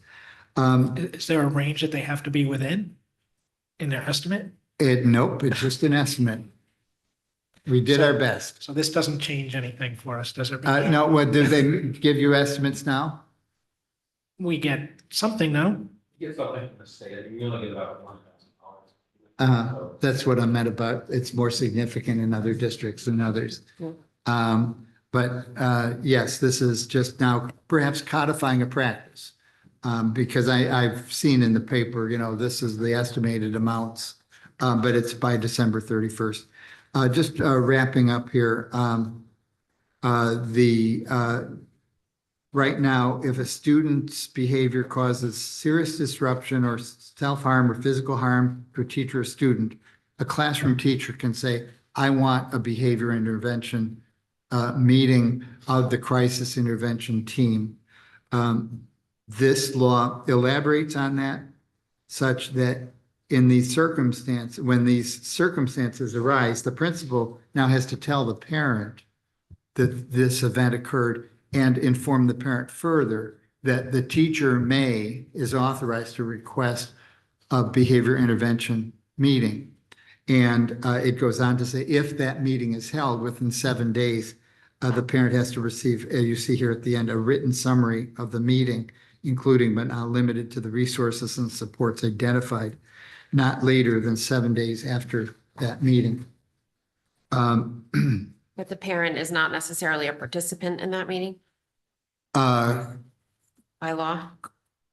I don't know. whether the parent would be invited. I don't know, Shirley, if you know, the parent could be invited, They could. but it's not like a PPT where the parent has a legal entitlement. Alan, what's our current practice on that? There's, my understanding of this, Tom, is that the change is just notifying the parents, because up to this point, a teacher may request a meeting. Yes, Crisis team. well, it's actually the changes on the front end, even if the teacher doesn't request the meeting, if the child engages in this behavior, then notification to the parent must be given by the principal. But it's a fairly high standard. It's a serious disruption to the instruction of other students, self-harm or physical harm to the teacher or another student. In those circumstances, there's now an affirmative duty to notify the parent. And if then a behavior intervention meeting comes out of it, then we have to notify the parent. In practice, the parents have probably already been notified, because by the time a teacher really comes to the table or otherwise, or it comes through the student support team, crisis teams or otherwise, the parents already been apprised of it. This generally would be the case. This is just, in my opinion, this is memorializing the need to actually notify the parent. Mm-hmm. And there's already in the statute, and it has been for decades, a requirement that if discipline is ever imposed on a child, and in these circumstances, discipline would certainly be a possibility or probability. But from time immemorial, within 24 hours of disciplinary action, the school officials have to notify the parent of the disciplinary action. So this is really more just expanding that notification. And I have included for your reference a number of different task forces, including a task force on educational mandates. But I'd like to end and get into the scenarios with a question. Does anyone in this room know what the background is on the following prohibition? The General Assembly saw it fit to modify the basic statute on educational Board of Ed duties and responsibilities to add the prohibition you see in the middle of page 10. A Board of Ed may not delegate the authority to schedule interscholastic games on Thanksgiving Day to any nonprofit organization or other entity that is otherwise responsible for governing interscholastic athletics in the state, and shall not adopt a policy or prohibition against the scheduling of an interscholastic football game on Thanksgiving Day. Yeah, there was some I discussion. can only infer there's a story here. Oh, yeah. Yeah, there was a lot of discussion. Yeah. Does it involve? Okay, well, anyway, we now. Legislators focusing on turkey. This is right up there with the other statutory changes. So that is a run through of the legislation. And I appreciate your questions and your patience. I did bring 3 scenarios for your, that's. Here they are. I did bring 3 scenarios to discuss, because sometimes it's just good to talk about these things. So I'll pass these around if you wouldn't mind. And in the remaining time, and this is where through these 3 scenarios, I'm hoping to just, and they're coming around, hoping to discuss with you how you see your roles and your responsibilities to act as board members. I think they're in the packet. The first one, as it's coming around, is as follows. A board member is Facebook friends with a teacher. In a post on his Facebook page, the teacher complains that his principal unfairly denied him 3 days of personal leave to attend nature's classroom in a neighboring school district to serve as a chaperone. Did you have enough coming around? It's in the packet anyway. Okay, so the board member, the guy puts this on Facebook. A board member sees it on Facebook, calls the principal. What's the story? The teacher files a grievance that's denied at the lower levels and now is before the board. Can the board member participate in the grievance hearing? This one who said, called the principal? Or does the board member have a conflict of interest preventing him from participating? Pardon? Cannot participate. You're saying there's a conflict of interest, okay? Any other views? How do you define conflict of interest? I can help, but you can. I mean, I would always appreciate the help. I was thinking because the board member had inserted themselves in this, in the proceedings, so to Right. speak, or in the way this played out, that would constitute a conflict of interest. Okay. John, did you have a? Yes, just a broad definition of Yeah, conflict. how do It you- would be, if what's you have a conflict? personal interest that you would benefit in terms of a decision or something, or involvement in an issue. That conflict of interest is technically financial. I'm sorry? Thought conflict of interest was technically financial. It can be, and that's the clearest. Although even defining a financial interest has its limits because the contract you're voting on goes to a board member's spouse. That would be clear. The contract you're voting on would go to the board member's child, the board member's cousin, the board member's college roommate. You know, so just the general rule is a conflict of interest would, and a financial conflict is, it affects the household income.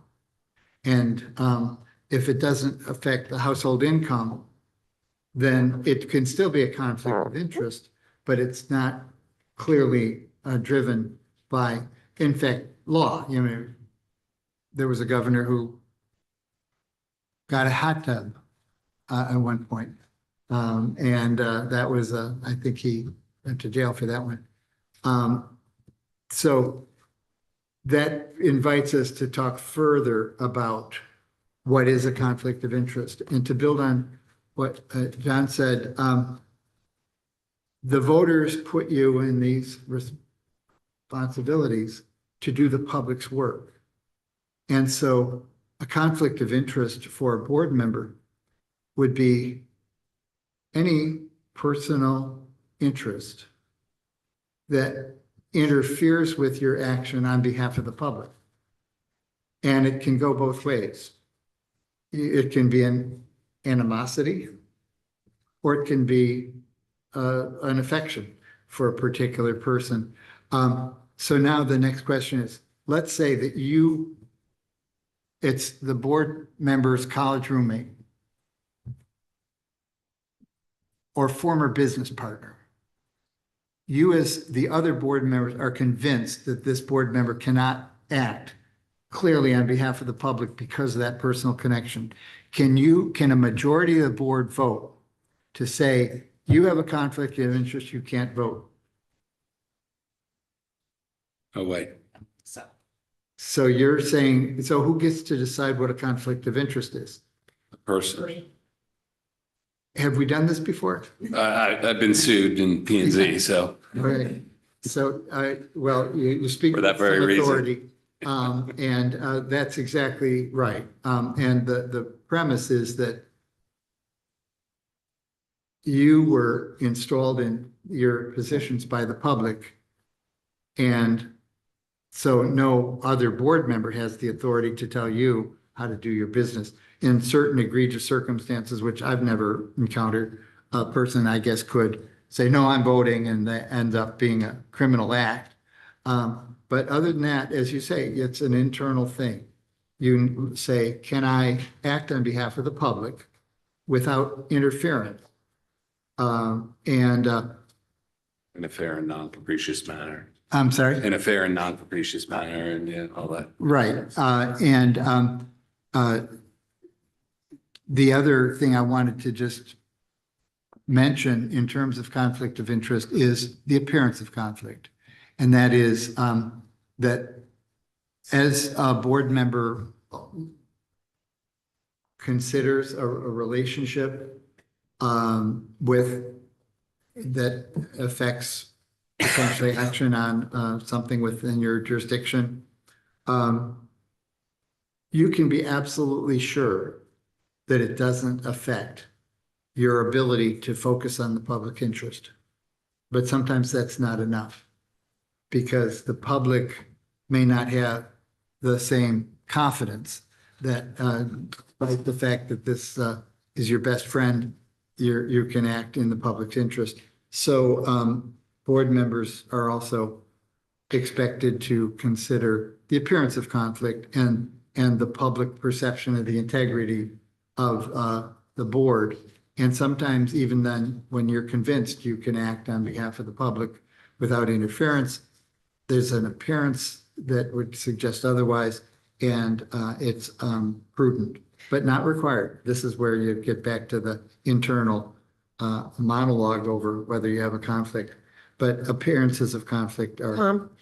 I've heard you clarify before when you talk about appearances of conflict of interest, that doesn't mean you shouldn't participate in a conversation or even a decision that may have a direct impact. So for example, we're funding some sort of program that you know your child will be a part of, or we are talking about a section of education.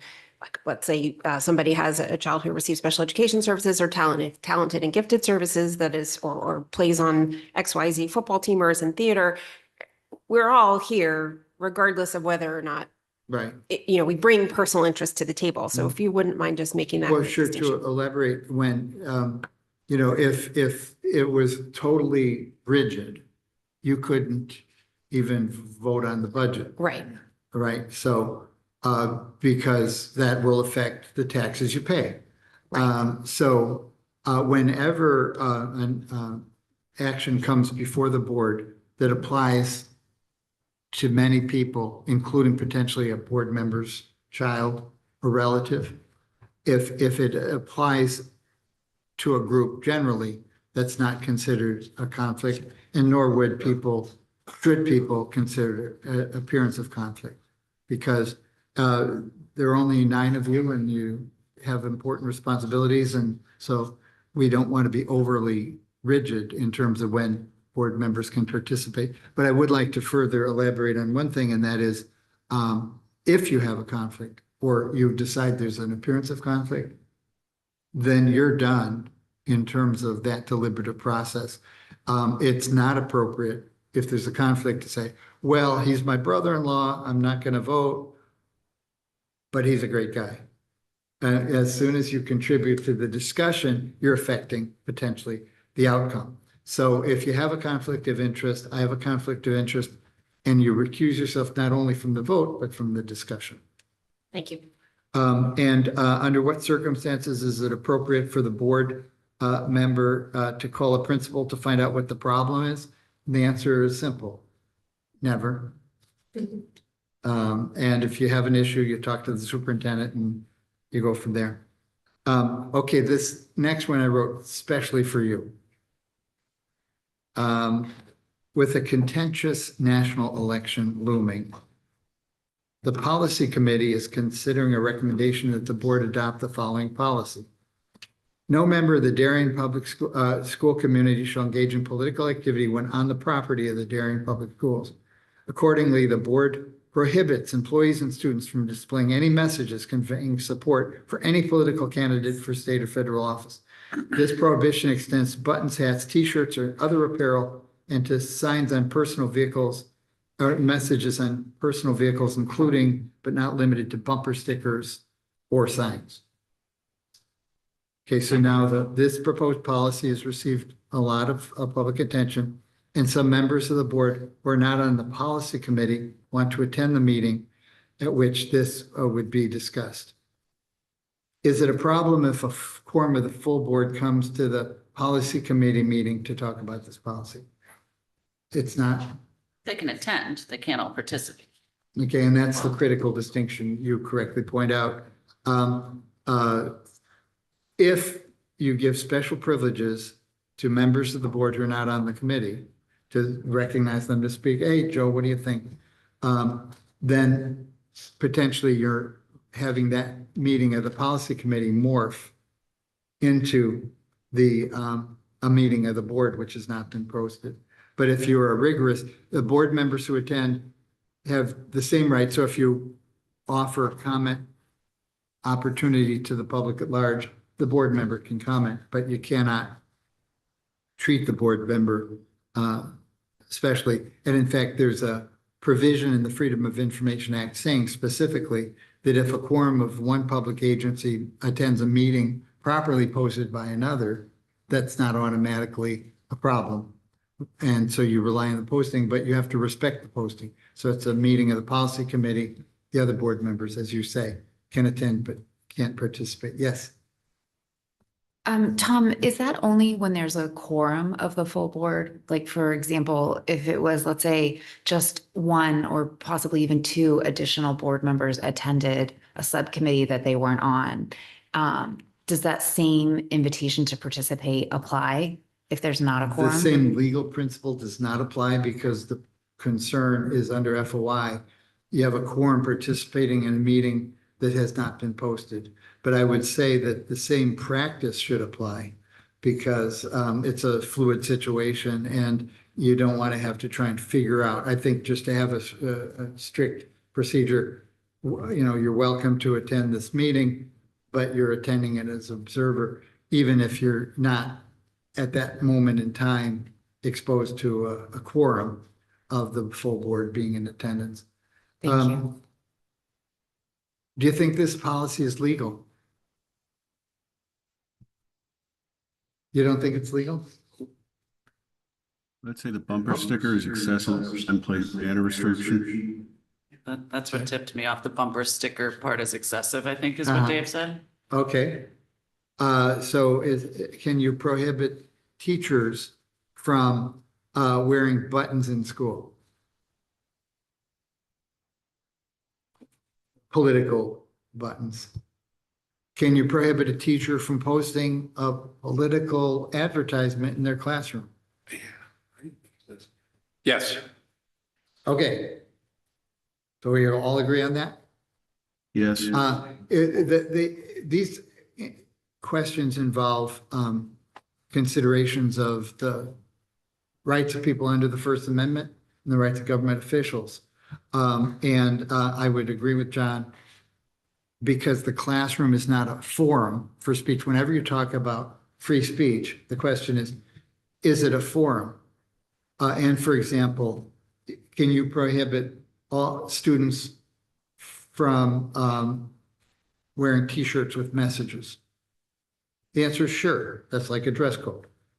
But you can't prohibit students from wearing only certain messages. And so in First Amendment law, the first question is, have you created a forum? And if so, within that forum, are you engaged in viewpoint discrimination? Are you permitting certain messages and prohibiting others based on viewpoint? But categories of speech is not viewpoint discrimination. And I don't pretend to have all the answers here, and we're going to have to figure this out as the election approaches.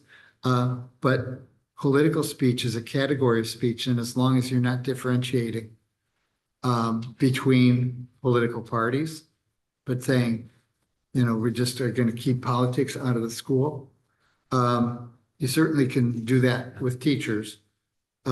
It's not as clear with students because the rules are different. The First Amendment rules applying to students are that you have to reasonably forecast material disruption or substantial interference with the educational process. So that's a question. Yes. Just one question, because I'm thinking of like the government class when they want to do a debate and have students, defending different sides of an issue that may be a political kind of a context. And, in the name of kind of allowing them to figure out how to make arguments, debate different matters and subjects, and especially in an election year,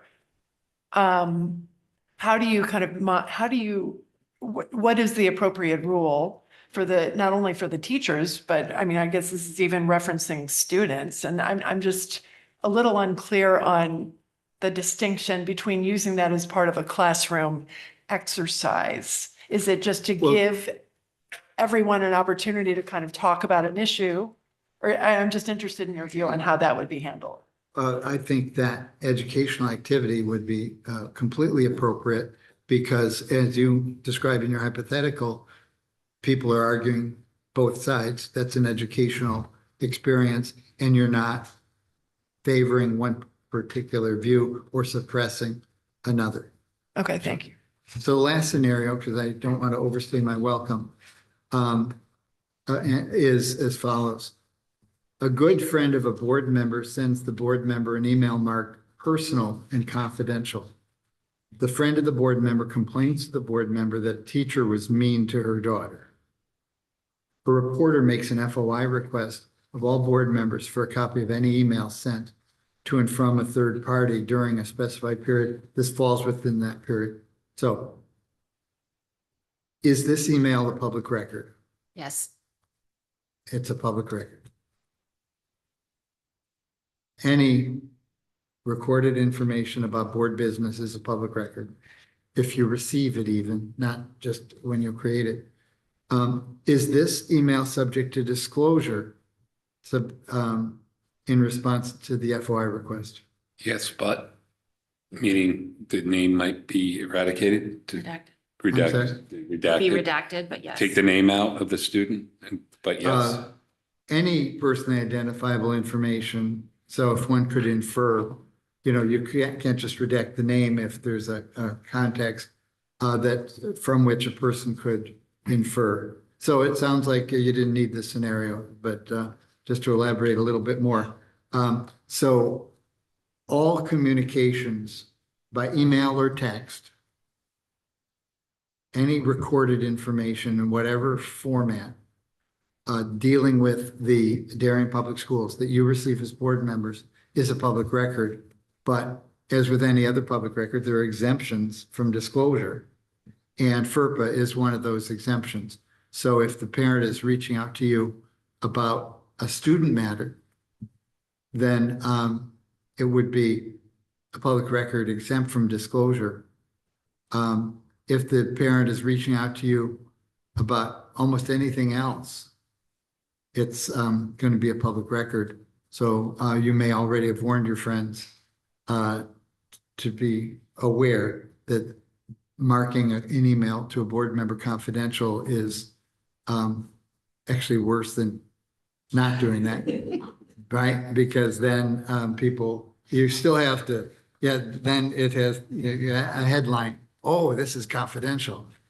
So anyway, well, you're a very sophisticated Board of Education. I can do more good when people don't know the rules, but you're very good. You got all the answers right. And I just wonder if you have any other questions before I know you have a full day's agenda.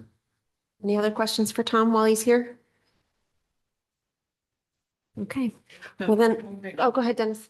So recently I read, I should have done this before, but I read an online thing about a school in Pennsylvania where the students impersonated teachers' online personas. And Yes. then were saying, they got pictures and they were saying they had a teacher with younger children saying, I like young kids. Mhm. And obviously it's totally inappropriate, but the school didn't seem to have any repercussions on what to do with these students. And are we okay with that, or how would we handle something like that?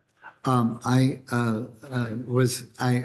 vaguely remember that, and I was surprised that, I think that if a student engages in impersonating a teacher to undermine that teacher's credibility, that's a disciplinary offense, and that the student does not have, back to the Tinker standard, it's a high bar, but if it seriously disrupts the educational process, and that would seem to do that. So I would, every case you look at the specific facts, but I would not take the position that we're helpless when a kid goes online and engages in misconduct of that nature. Whether it's defamatory, that's a separate analysis. But I certainly think that student online activity can be the subject of school discipline. There's a recent case involving a cheerleader who was vulgar when she didn't make the varsity team. She got kicked off the team, went to the Supreme Court, and the Supreme Court tried to give us guidance. They overturned the lower court saying that there was no authority. But particularly now when you're off campus with online activity, it's a high bar.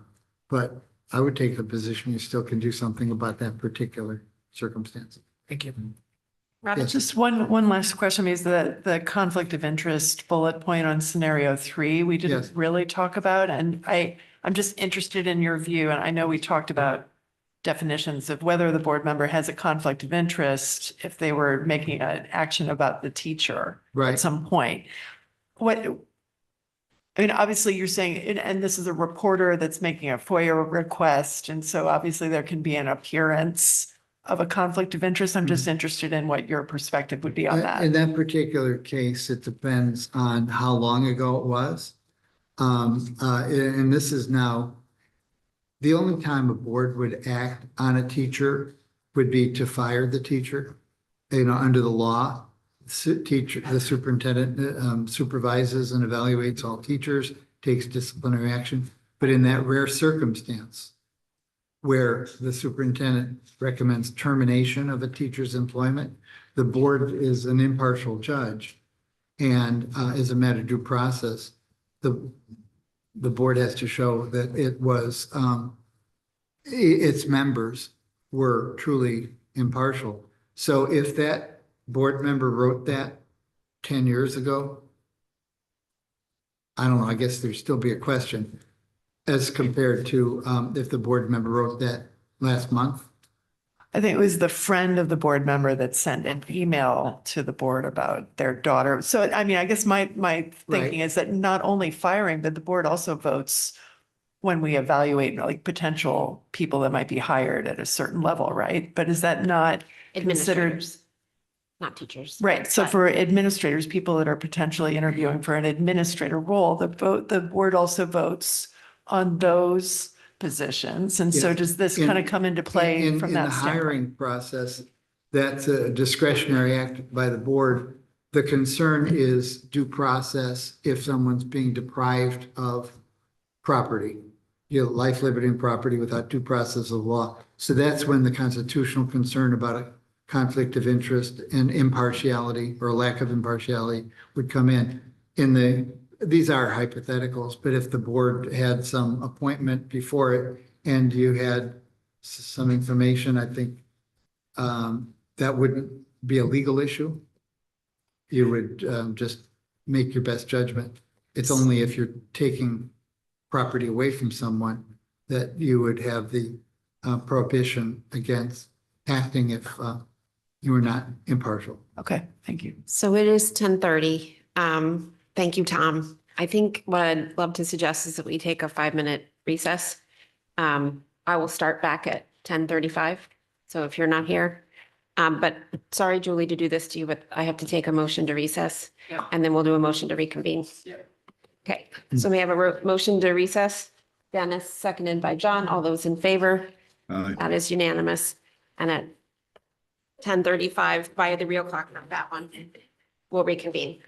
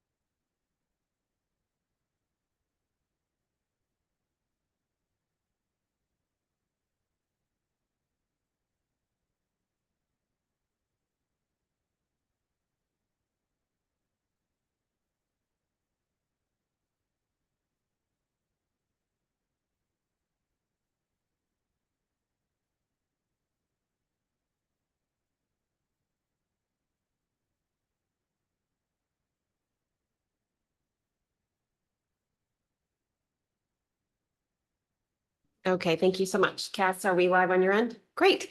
All right, we have a motion to reconvene in public session. That's Julie, seconded by Dennis. All those in favor? That is unanimous.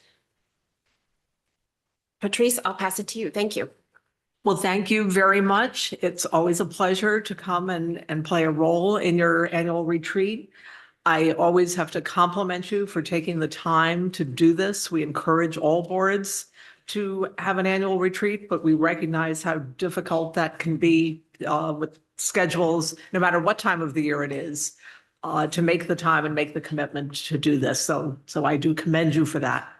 We're delighted that Jill is a member of the K Board of Directors and represents you very credibly in our meetings, and we really appreciate that level of engagement. So thank you, Jill. Thank you.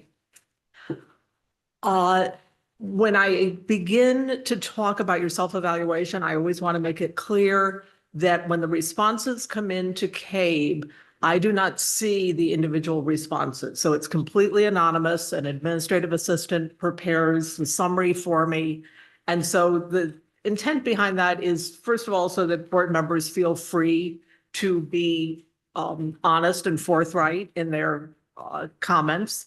And so that when we meet together, I don't know, as I look around the room, who may have rated one category particularly high or one category particularly low.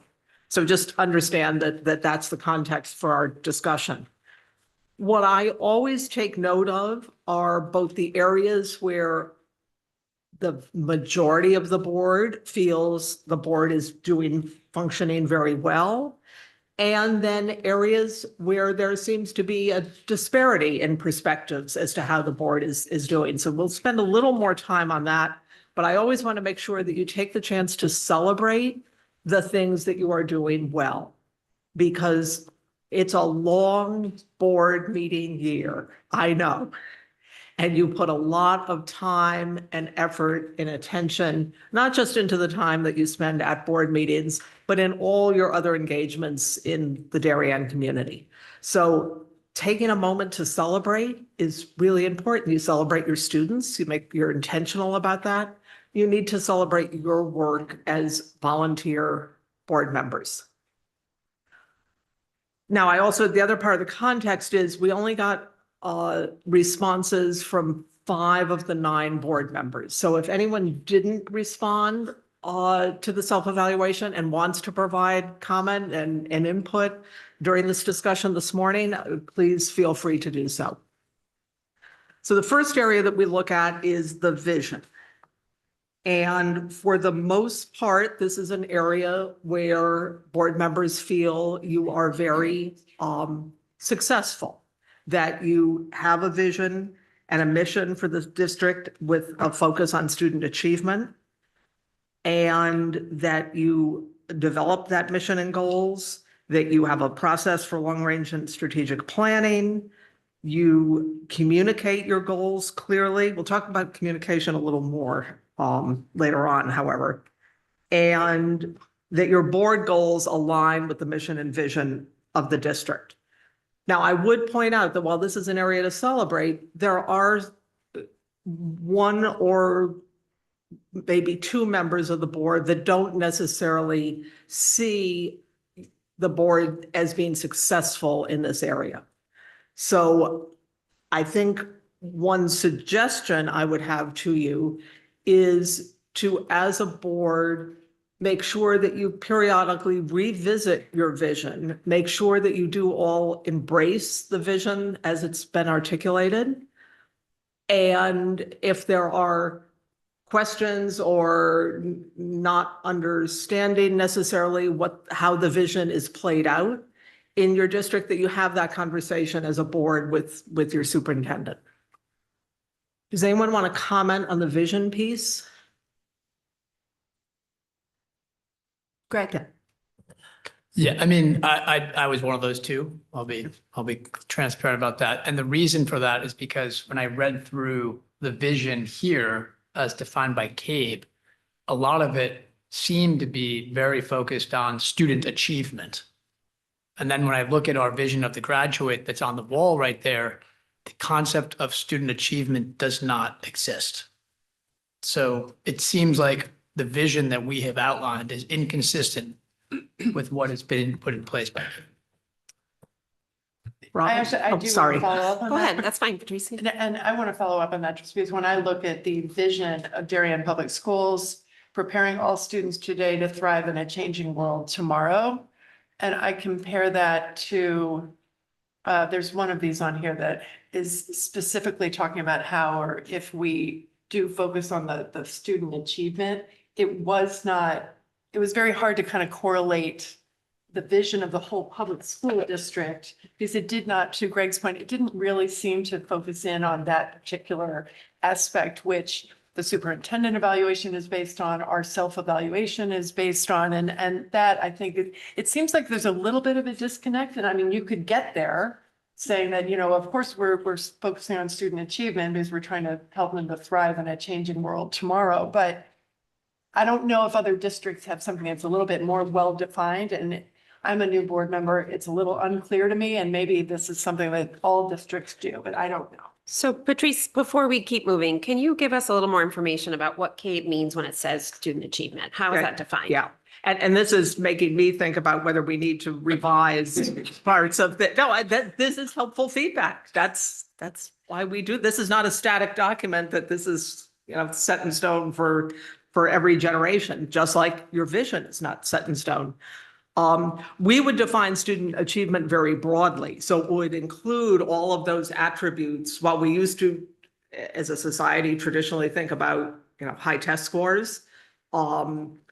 But now it is a much broader, are we preparing young people to function, to be lifelong learners, to have the skills, the executive functioning skills, all those other things, in addition to academic achievement.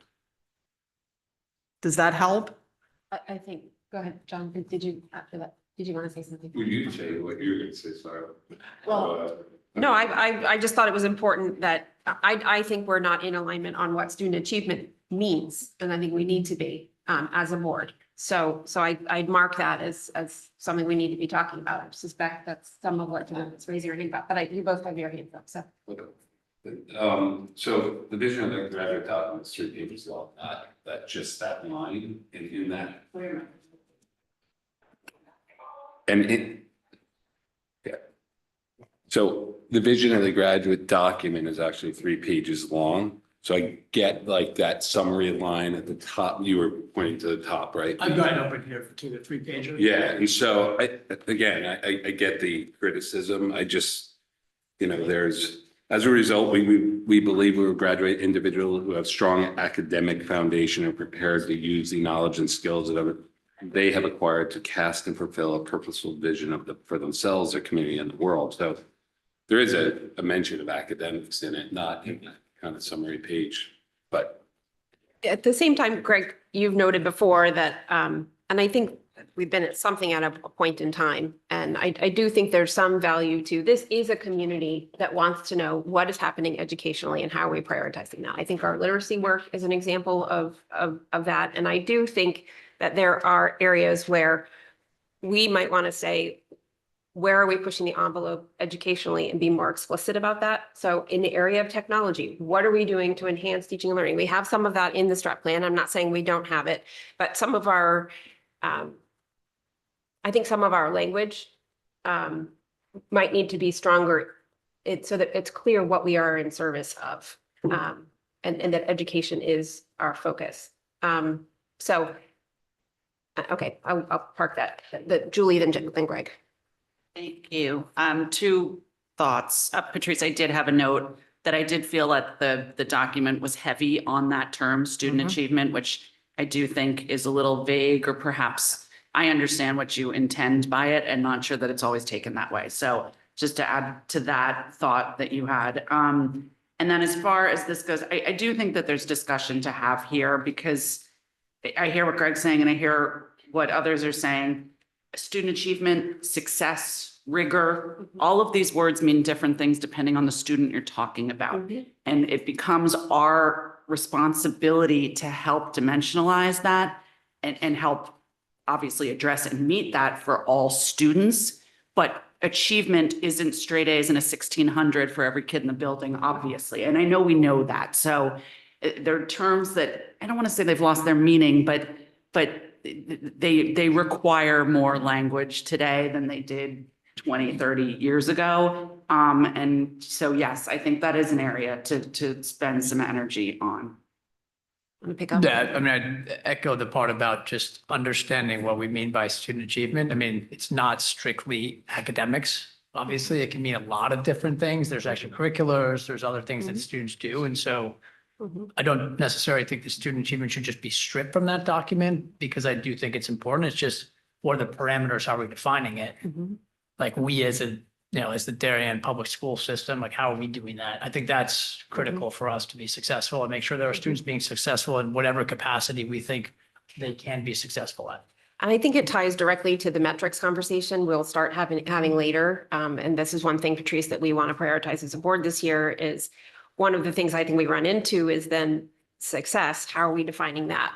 So we are wanting to take a close look, and Greg has kindly offered to be a big lead in that. How are we using metrics? Although I'm happy to say a lot of you others have skills there too. Thank you. So that we can be clear together on what we mean by student achievement. So I think in this, I do think it's true. While we have a lot of documentation, there is a next step with more language and more measurement that hopefully gets us a little closer to a common definition. Robin?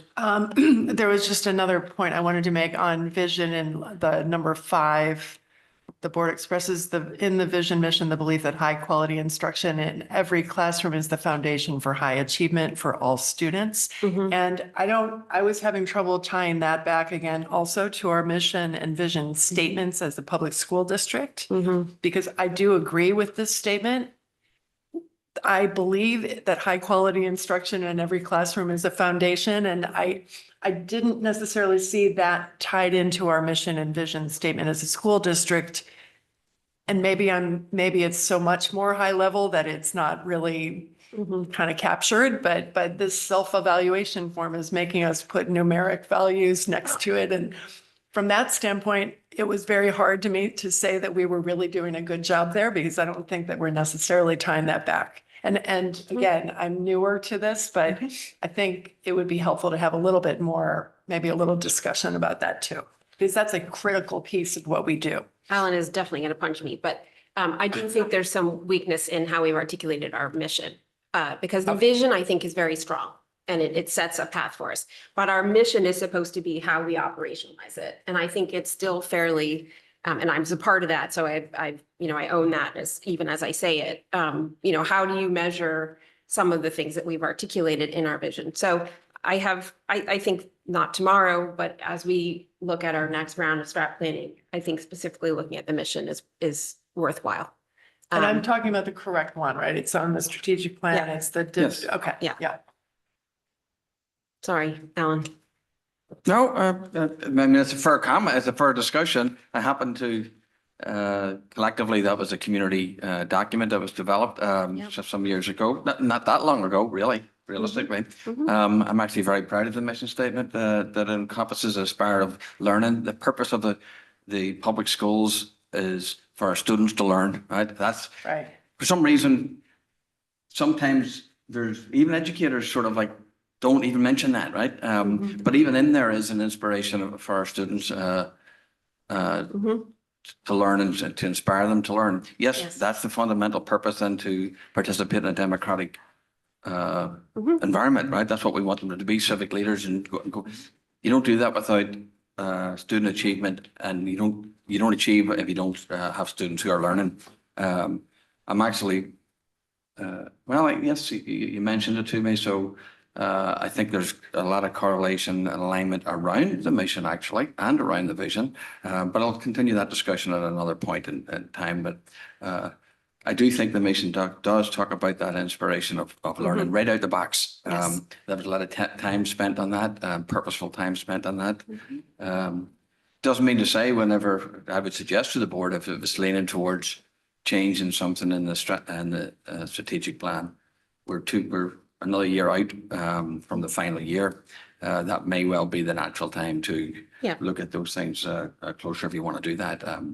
But I would say if we were changing, I'm not saying, Madam Chair, that you're suggesting that, people are going to be confused as to what we would be doing, why we would be I doing think that. it should, I'm interrupting. You. I think if we look at the mission, it should be part of a larger contextual discussion. I wouldn't Right. recommend pulling that out of, but I think that's, if, as board members think about how we articulate on what we measure, I think thinking about the mission and then the components of the strat plan and being prepared for that discussion in a year's time is valuable. All right, ready to move on to community leadership. Now, you had identified, I would say, many of the elements contained in community leadership, because a lot of them have to do with communication, as one of your goals in your strategic work, goal number 4, which is to enhance engagement and communication between the community, the board, and the district administration. So this is definitely an area where it looks like there's the opportunity for ongoing work. And that's true of board goals in every district in the state. Many goals are not things that you accomplish in 1 year and set aside and then move on. Now, if you need to update the 3,000 section of the policy manual and that's a goal, that might be a 1-year project. And next year you do the 4,000 series. But this is something that you as board members, your connection to the community, your ability to articulate to community members, whether that be organized groups within the community or community members that you're standing next to at a sports event, your ability to articulate the vision, the mission, what it is that the schools in Darien stand for and what they're trying to achieve for students is an ambassador role that you have. And that's different from press releases and newsletters and things like that, all of which are also very important and have their place. But your understanding and embracing those elements make you the most effective ambassador. So when we look at some of the specifics, it begins with communicating and interpreting the vision and mission. Working to promote the accomplishments of the district within the community at large. Again, that's very much an ambassador role. People always, the rumor mill always generates the worst story. It's not just in schools, it's everywhere else. The good stories don't somehow get caught up in the rumor mill and get disseminated as broadly. So your ability to talk about the good things that are happening, whether that be winning a state championship or a robotics team success, or the drama performance that you saw at the end of the school year, talking about that, even with people that may never have been to a high school arts performance, that helps them better understand as citizens in the community why education is so important and what is being accomplished in your schools. I would, there are a couple here collaborating with other school boards to inform state, federal, and local policymakers of concerns related to public education. You rate yourselves, I think you're a little hard on yourselves here. Having Jill representing you at the state level on our board of directors is an important piece of advocacy, having your voice at that table where the positions of the association that represent all boards in the state, I think is very valuable. Do I wish that all board members and all boards were more engaged in advocacy? Of course, that's part of my professional life for my entire career. But I recognize the realities of that. Your concerns begin locally, recognizing what's happening at the state and federal level, and particularly at the state level, how that impacts you as a board, and collaborating with like-minded board members can make a difference. It does influence legislators. So that could be a sub-goal, if I dare suggest that, in the coming year to identify one or more issues and really reach out to your legislators and have that discussion, because when Cade can do that work on behalf of all boards, but when legislators hear from their local board members, that resonates with them because they're elected by the same people that elected you. And that makes a difference.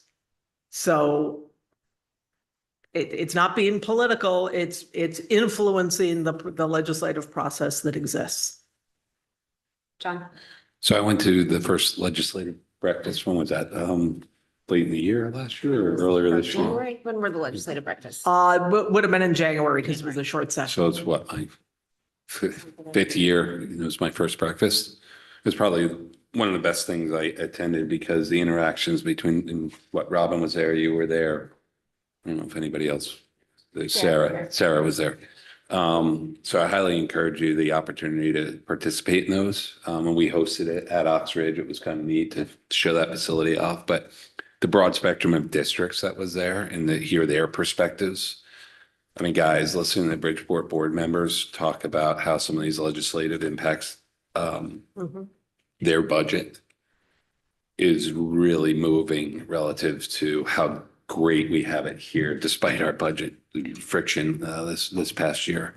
Two, to watch the superintendents in action, and in this case around the literacy and the right to read legislation was awesome to hear their expertise and their perspectives and talking a unified voice. And then, I mean, this is going to be critical on the legislators, but to understand, like, even the person who forwarded some of the legislation, I'm not talking about right to read now, but on another, didn't really impact the domino effect it had on some of these districts and the mathematics around budgeting around this. And it was really eye-opening. So I don't know, sorry for the long rant on this, but it was a great opportunity to get in front of these three constituencies in a close room setting and really understand the issues and how things operate and how they don't operate up in Hartford. So I don't know, I'll leave it there, but try to get to the next one. Yep. Yeah, I would agree with that. There was also a CES breakfast that Alan and I attended, which is also a collection of local legislatures who use CES. Excuse me, and there was a collection of districts who use CES, and legislators are invited to that breakfast. I'll just say one other thing. The fact that we hosted it was great because Jill acted as MC basically. I was able to kind of point the discussion, and again, a lot of it was around right to read, which was very timely. To make sure we heard from superintendents. Yeah. Well, first, I totally agree with John. That was a really excellent kind of opportunity. And also for me as a new kind of a board member to hear and understand a lot of the problem solving that other districts had done as well for certain issues. And it was just a fascinating opportunity to kind of get a lot of great feedback and also to listen and to hear the legislators. But I actually had a comment on a separate issue related to item number 8, the first one, about whether we listen and incorporate appropriate community perspectives into board actions. And I know we have lots of public comment about various issues at any given point during the year. Unfortunately, because of our agenda and how slowly a lot of things move, because we have a very packed agenda during the course of the year, it is a little frustrating even from a board member's perspective, I think, because it's difficult for us to actually make change and make things happen that the public might have really strong feelings about on something that might be a really, really important kind of an issue.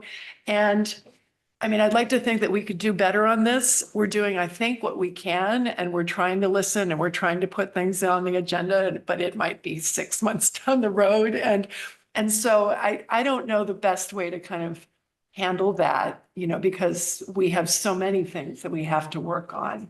But I do feel from a public perspective of a very engaged community of parents that there's probably frustration in some levels And rightly so, I think, because they say, well, you know, we've been talking about this and advocating this for so long and like nothing happens. And so I think as a board, I would love to see maybe somehow so that we could actually improve in that area. And I'm not sure of the best way to do that, but I think we don't have to get everything perfect the first time. And I think there might be slower level of change sometimes because we try to get everything perfect on the first time, and that draws out the entire process, as opposed to putting something in place and then saying, you know what, we need to tweak this, but we can kind of get something in place quickly and then move on it and improve it. And I think there are areas where maybe we could do that a little bit better.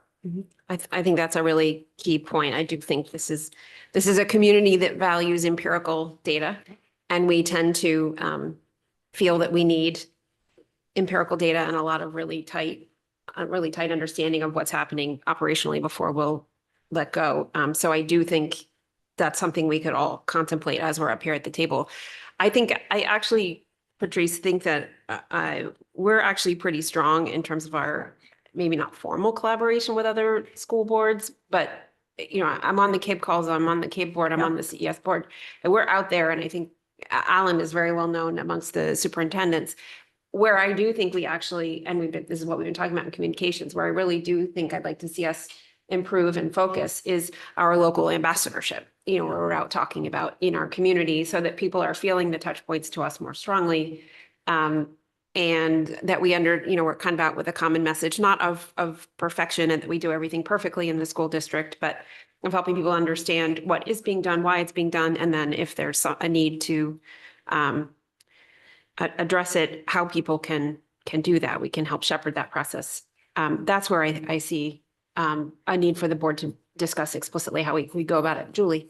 Thank you. I was just going to ask, maybe we as a board would benefit from hearing more about what happens on those calls or what, I mean, we Okay. hear about like legislative breakfast, but I Sure. don't know that we hear so much about the more kind of de rigueur interactions. Sure. And that might benefit. I think that's true. Thank you. Yes, I would agree with that 100%. Katie. Thank you. I agree with Robin that I think that we are lacking in our responsiveness to the public. You know, we hear things, and I think we can do a better job at being more responsive, and letting people know that we hear from them. There was, you know, in terms of like being available to the community, even I think is something that's really important, and this board has talked about, but we haven't actually moved on.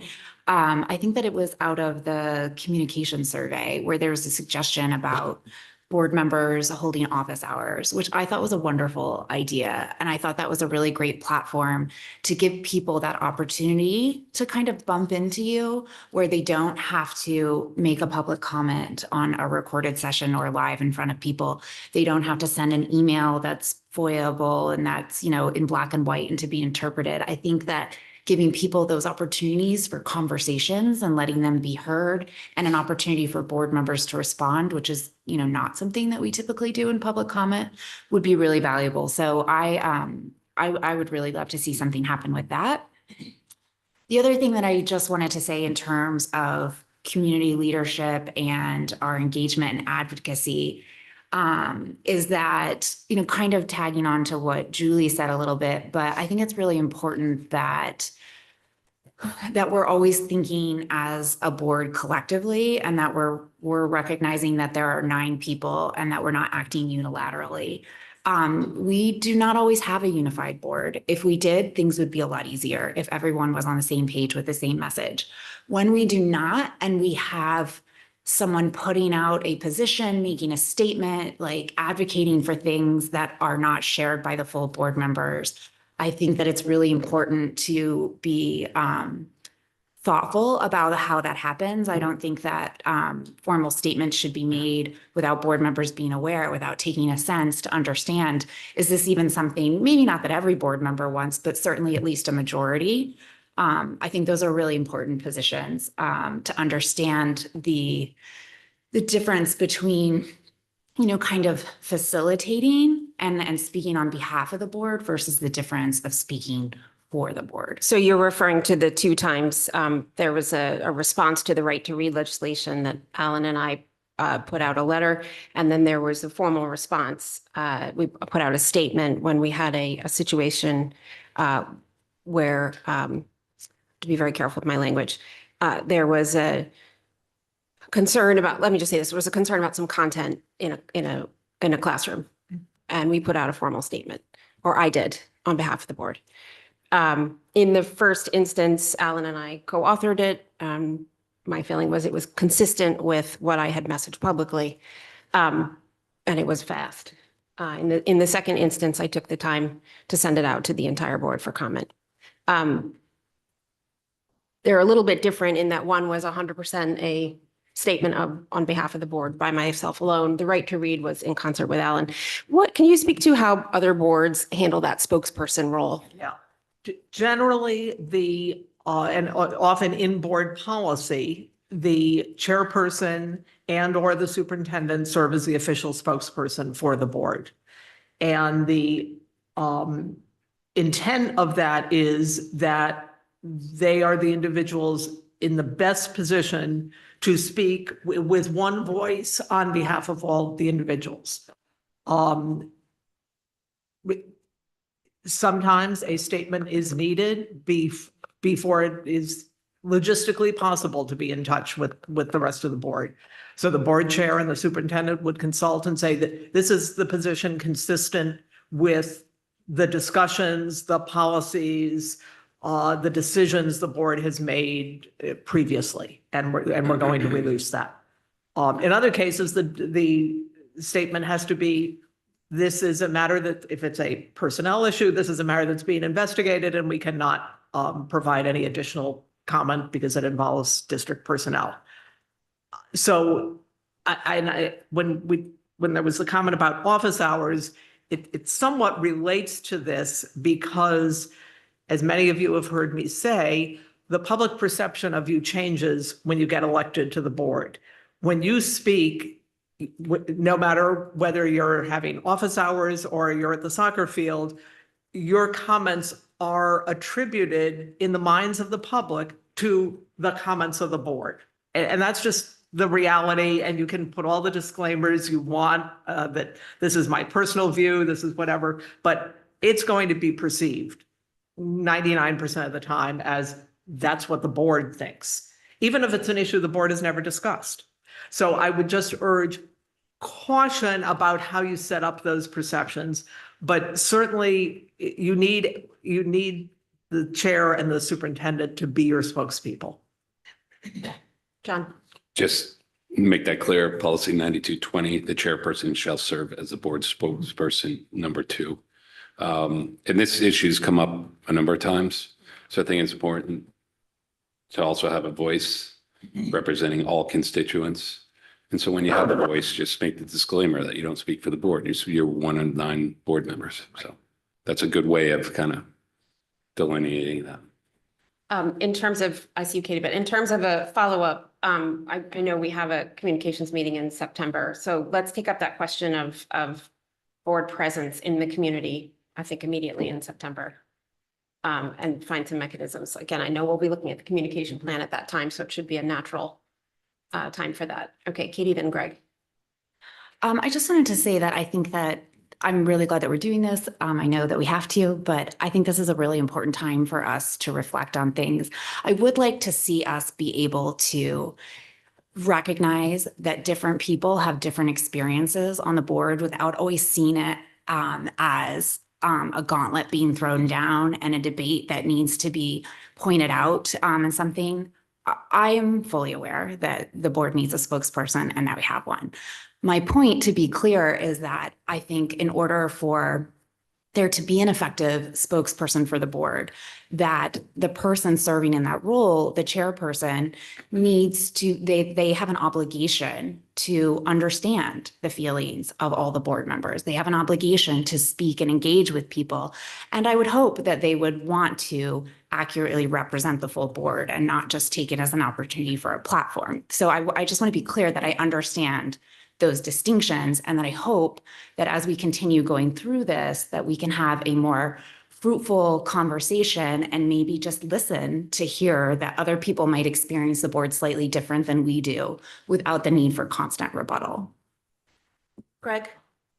I was just gonna piggyback off of Robin's comments, which I thought were spot on, and just add one add-on for consideration is just as we are making those key decision points, whatever it may be, I think that just making sure that we're tracking how they're going and reassessing those and course correcting as necessary, recalibrating, I think is really important. And I know we talked about specifically like action items and follow-ups. Are you talking about, and Alan, I think you're adding to our agenda as sort of an action item area. Yeah, just as a reflection of that, yes. Yes.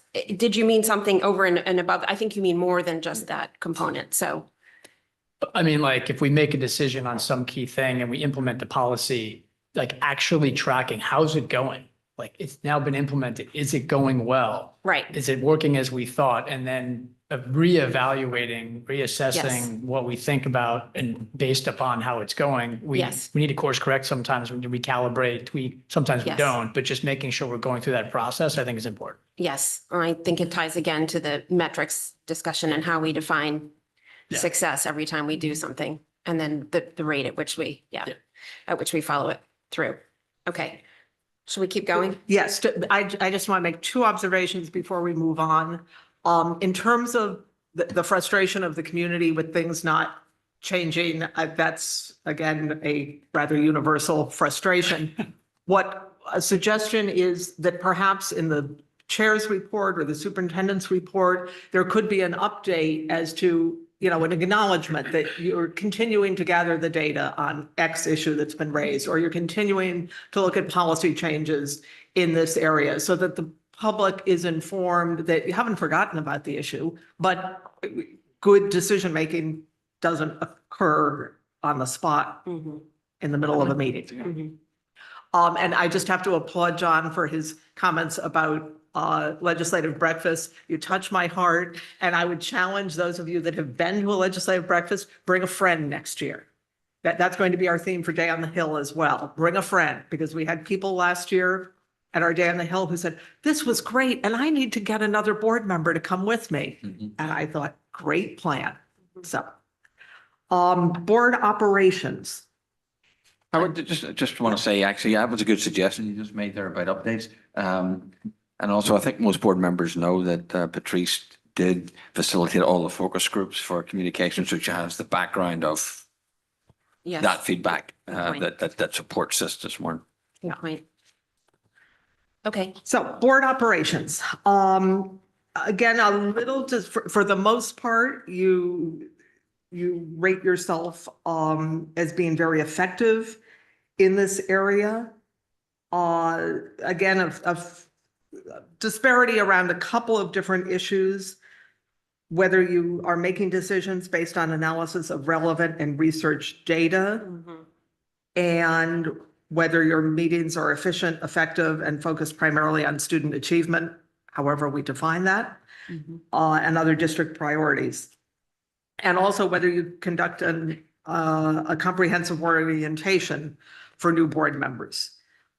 So does anyone want to comment on how you see those particular aspects of board operations? Or how you think they could be improved? What was the first one you said? I'm sorry. 14, 15, and 19. Yeah. Thank you. And also you're hard on yourself in that you rate yourselves very low in belonging to, actively supports, and participates in professional organizations. CABE is your professional organization. I see that some of you have been to legislative breakfast. Jill is very involved. So personally, I would give you higher feedback in that area, more positive feedback. Would it be great if you all came to the legislative breakfast and then you could rate yourselves a 5 next year? That's a goal. Julie, then John. Thanks. I'll just make a plug on that one. Again, I think part of it is some of us are quite involved and some of us aren't. And it may be that some of us know more about what's going on And some don't, like I've known at times when new board members come on, maybe they aren't getting the what's happening at CABE emails at first. Yeah. But my plug was gonna be, I have done some webinars and things with CABE on like areas of particular interest, communications, et cetera. And they can be super helpful. And it's like a Zoom at lunchtime and I highly recommend them. And they're archived on the CABE website for the most part. So if you couldn't participate at lunchtime, but could key it up at 9 o'clock at night, there's that.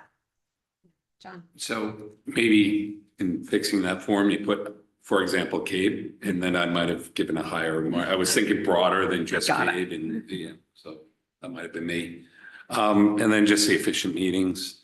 I mean, I think we're getting better, but it's a slow slog, and I probably, I'm right now causing time. But I think we can probably get a little more efficient, better use of time. And we've had certain policies that have come our way and end of meeting times that, I think we are implementing, or considering implementing. So I think we should continue to work down those roads. Mhm. I agree. I think there's a couple things we need to look at. I think it's time. Did you have your hand up? I have it. Okay. I think there's time on a topic, which I think we can do better on making sure our questions are truly germane to what the topic at hand and how our role on the board. And I think there's also the cadence of topics. And I think I would argue making sure that the committee meetings are very robust and that the time is taken there, but then the corresponding board work is very tight. Robin. Okay, so number 14, not as much on the efficiency of meetings, but the focus primarily on student achievement and other district priorities. Again, this might be kind of my more narrow focus on the, focusing the board meetings on student achievement that, I guess my question is, and I know that we have so many district priorities and some of the more operational kinds of things that have to happen. And I'm thinking, for instance, about curriculum. We're putting things in EduPlanet. We're doing this mapping. We're doing, and so all of that obviously has to happen. And that's a huge time intensive task. But I guess what I would love to see more of is then how we measure how we're doing and how does that tie back to student achievement? Is all the work in the EduPlanet mapping and all of that resulting in something that is improving growth in student achievement? And this does get back to our, adding metrics to the student, to the strategic plan, measuring how we're doing, but kind of the critical piece in my view, where I would love to see more improvement, is how can we tie it back and then to allow us to reassess where it might not be working. And this also gets back to, the focus on high-level teaching and instruction in every classroom.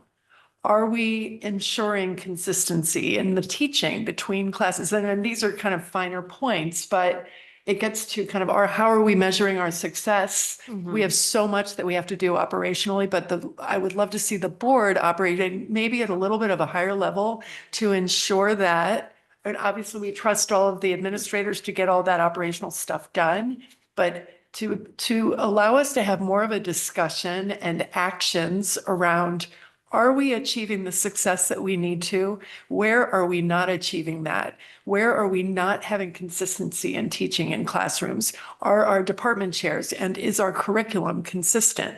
Are we transitioning well between middle school and high school? And, all those kind of higher level goals and needs, I think we can improve in that. And that's a big, big lift, but to allow the board as a whole in the public eye to operate at that level to represent the parents and the students at that kind of a high level board role. And, we get so into the nitty gritty details that I think sometimes we lose that bigger picture. Which I think ties back again to the metrics and measurements. So the better we are at defining what we really want to look at, I think that's where what the work you're describing is, getting it to that. What are we measuring and why, and being at the right level for this board. Right. We would expect And administration. maybe getting an update. And I don't know what that update looks like, but that's kind of maybe our quarterly update, having that kind of assessment. Yep, John.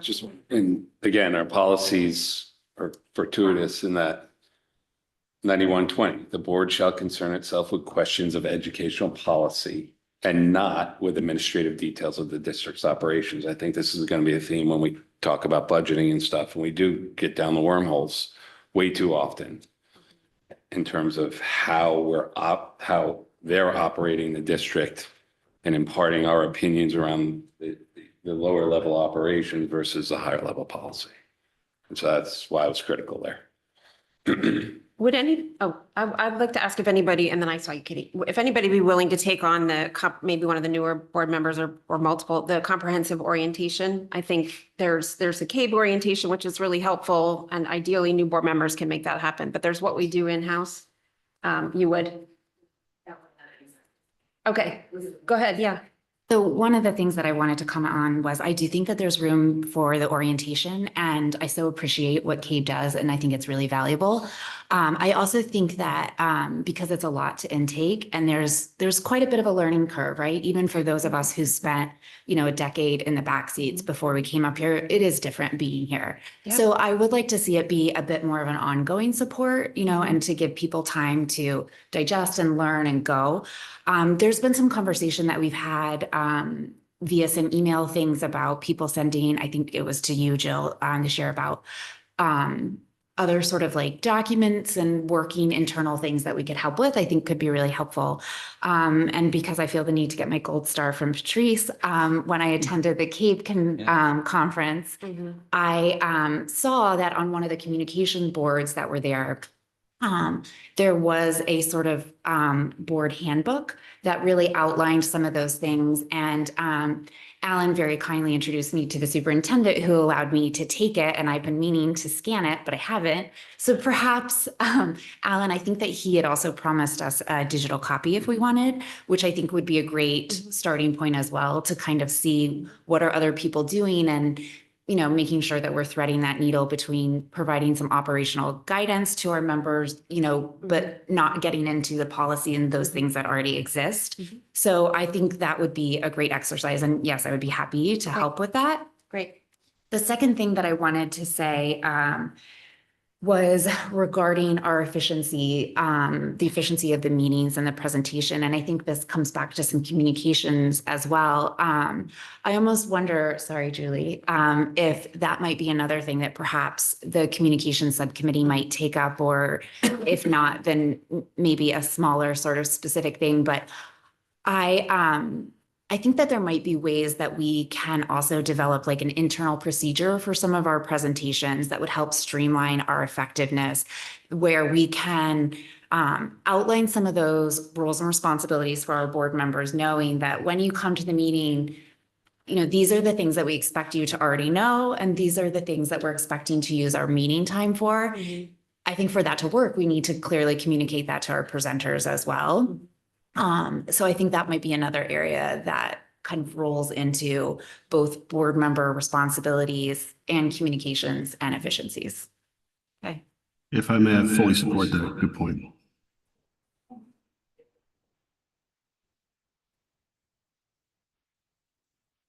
Okay. Anything else on this one? Oh, Julie. Thank you. For the onboarding thing, there's a piece that comes up later in our evaluation, but it talks about board members getting on board with decisions that weren't unanimous. And I think we have to think about that in terms of also decisions that happened before you got here. And as the board, I think we own the responsibility of making sure that people who join us are fully brought up to speed and have a working and thorough enough understanding of things that have been developed and agreed to before they were part of the board. So I think that's important because we do need we can't start over again, obviously, every November when we have new people at the table. So I think that's something we want to take note of. And kind of similar to where you were going, Katie, I was thinking when Robin was talking, I wonder if we need to make a point to more clearly make the connection when we're having discussions.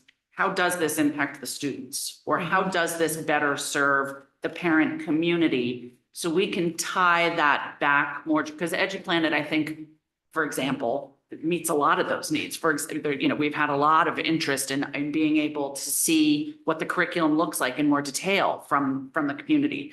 And that's not necessarily why we've gone with EduPlanet, but I think that's a byproduct of it. So if we've lost track of that, or if we're not pointing that out enough, that's just an example that came to mind. So that might be, and whether that's communications work or board work, we can figure that out, I guess. But that's, I think that would be helpful and kind of go in the direction that you were going, Katie. Okay. Dennis. Going back to this orientation part, I mark us poorly on this every year because I don't know how else to do it. To your point, I mean, I sat back there for 10 years. I came on here and I was overwhelmed is too strong, but it was a big transition. And Robin, you've mentioned twice, I think, in this meeting alone, that you're a new board member. You've been on the board for a year. It takes time. And I just don't know how to get people up to speed where you feel comfortable until you just are sitting in one of the 9 chairs and doing the work. Do you ever feel comfortable? No, I do. But I think it's just our human nature is it's a hard jump and I don't know how to not quantify that where I don't know that I ever would mark that as a 5. I think that's a really good point that probably should be a part of our orientation discussions, which is you just have to expect that no matter how much you've watched this board before, or a similar board, that the lift is heavy because there's a lot of content and there's a lot of particularities because we're a government entity. Most of us have not worked in government before for a lot of reasons. So I think maybe that's something we can explicitly prepare board members on as they come. Just prepare that it's no matter what you've done, it's a little bit more uphill than you think it's going to be. Because I think it's a valid point, Dennis, and a good one. Okay, so I think in terms of time, let's keep moving. But I have to say there is ongoing support. We are doing on August 8th, new board member and leadership conference at Water's Edge. It's free. So it's another chance. It won't be the same as the convention. It won't be the same as last December's program. So it's again, a chance because you have different questions after you've been through the budget process, for example, once. They're not the same questions that you had as a brand new, newly elected board member. So do take advantage of that ongoing support. Yeah, that's a fair point. I think to get up to speed, it definitely wasn't enough to just sit at this table. You know me because I've been at CABE since I started. But also I do a lot of research of other boards and read their policy manuals and read how they structure meetings. And I've had to do a lot of work outside of this board to understand this board. Okay, board ethics. You rate yourselves fairly high in all aspects of this. There is some variation around 2 areas. One is honoring the board decisions even when the vote is not unanimous. And I think Julie did a good job of articulating the need to go back and bring people up to new board members up to speed about prior decisions and how they were arrived at and the amount of input and thought that most likely went into getting to that decision. And then the other one is number 26, the board does not let politics interfere with district business. There is some variation in your perspectives on that. Not that we're at all in a political season right now. I think this is something that everyone in the country is probably struggling with. We always like to say that at the board table, ideally, board members have left politics aside. We have historically had some boards that after they finish the business of electing a chair, which often is on party lines, not always, they then say, I've forgotten which party is represented by my various colleagues at the board. We realize that does not happen in every community. So can you have some conversation with me about any strategies that you see to help you get to a better place in that area?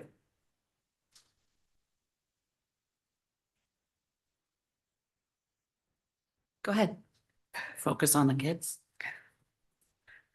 Thank you. Focus on your mission. Focus. If we had more time, I would have begun by going around the table and saying, what caused you to be willing to serve in this volunteer position? So maybe when you break for lunch, that could be a topic of conversation among you. You could go around and particularly every board changes when one or more members change. So you may not know that much about the colleague sitting next to you.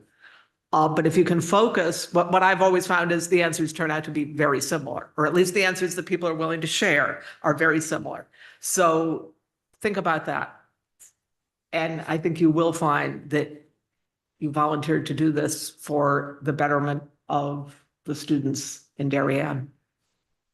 I'd also just say that I think the more that we can work on our internal communications, the better that we'll all be. You know, the more that we are having conversations with one another, you know, and especially not dividing the, you know, sort of the information sharing along party lines, and even just with the natural conversations we have, I think the more outreach we all do, the easier it will be to work together as like a full board and have, you know.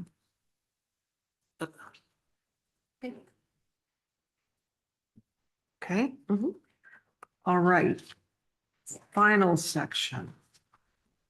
The board superintendent team. And this is something that in our work in governance with boards over the course of many, many years is critical. You have to be a cohesive team because otherwise a lot of time and energy is wasted on things that are not relevant to the welfare of students.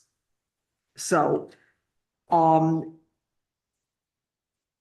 again, some disparity around how effectively you work with the superintendent as a leadership team. And again, this may be because we refer to high achievement consistently here.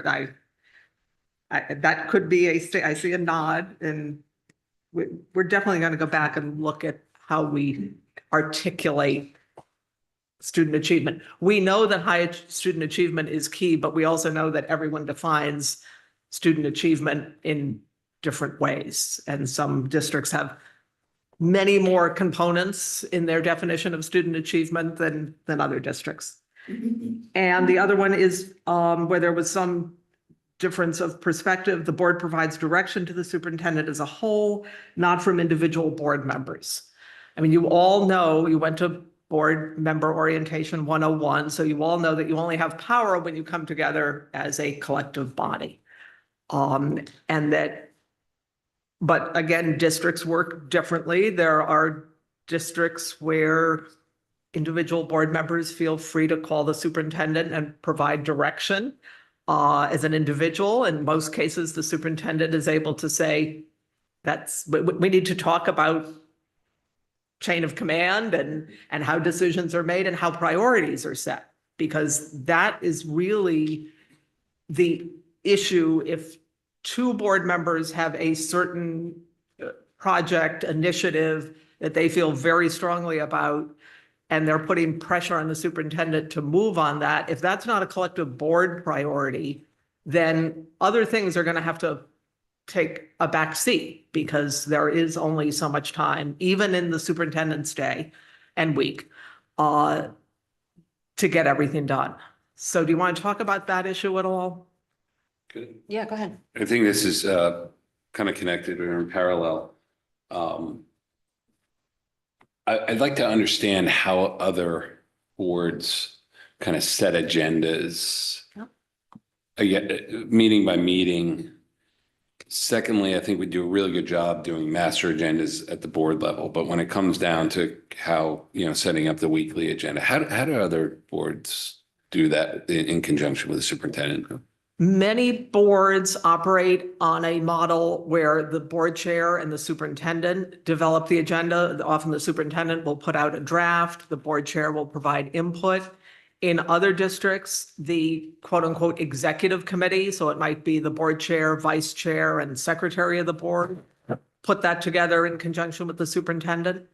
But it is a collaborative, but it does often begin with, the superintendent knows what the action items are that have to be on the next agenda. Then it's a matter of prioritizing what are the discussion topics that you have that the administration has the information ready for to have a productive discussion, for example. Perfect. Thank you. Katie? Patrice, I appreciate that you mentioned that other boards do have executive committees. We moved to that model recently. And I do think that I've mentioned several times that that I'm not a fan of that model and why. I will say that a big part of why I'm not a fan of it is that it was never collectively decided by the board. And I do think that it creates a situation where you have people kind of that have more access and people that have less outside the role of, that there was like one designated person to be that liaison and that spokesperson.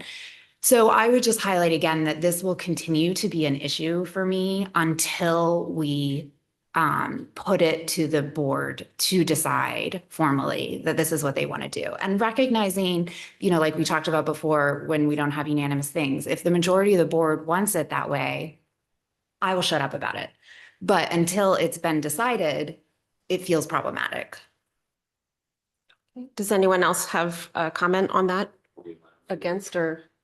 Well, let's let everyone, let non-executive, Sarah not here, but let's let non-executive members speak first, I think.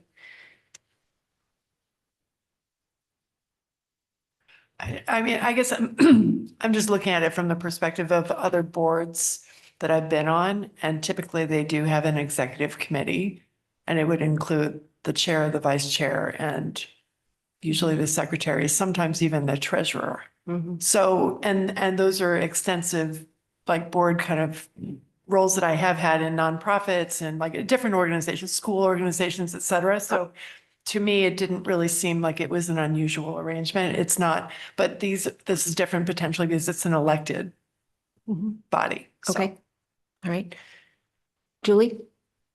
I will add, as I have said before, that regardless of the structure, if the communication flow is functional and to everyone's satisfaction, I think I'm good with it. I don't know that I think that we have the communication flow as nailed down as it could be with our current leadership team structure. And that's what I struggle with. And I would like to see us formalizing that some to make sure that it doesn't feel so much that there are 6 and 3, which is often the feeling, and 3 that know things that the other 6 don't.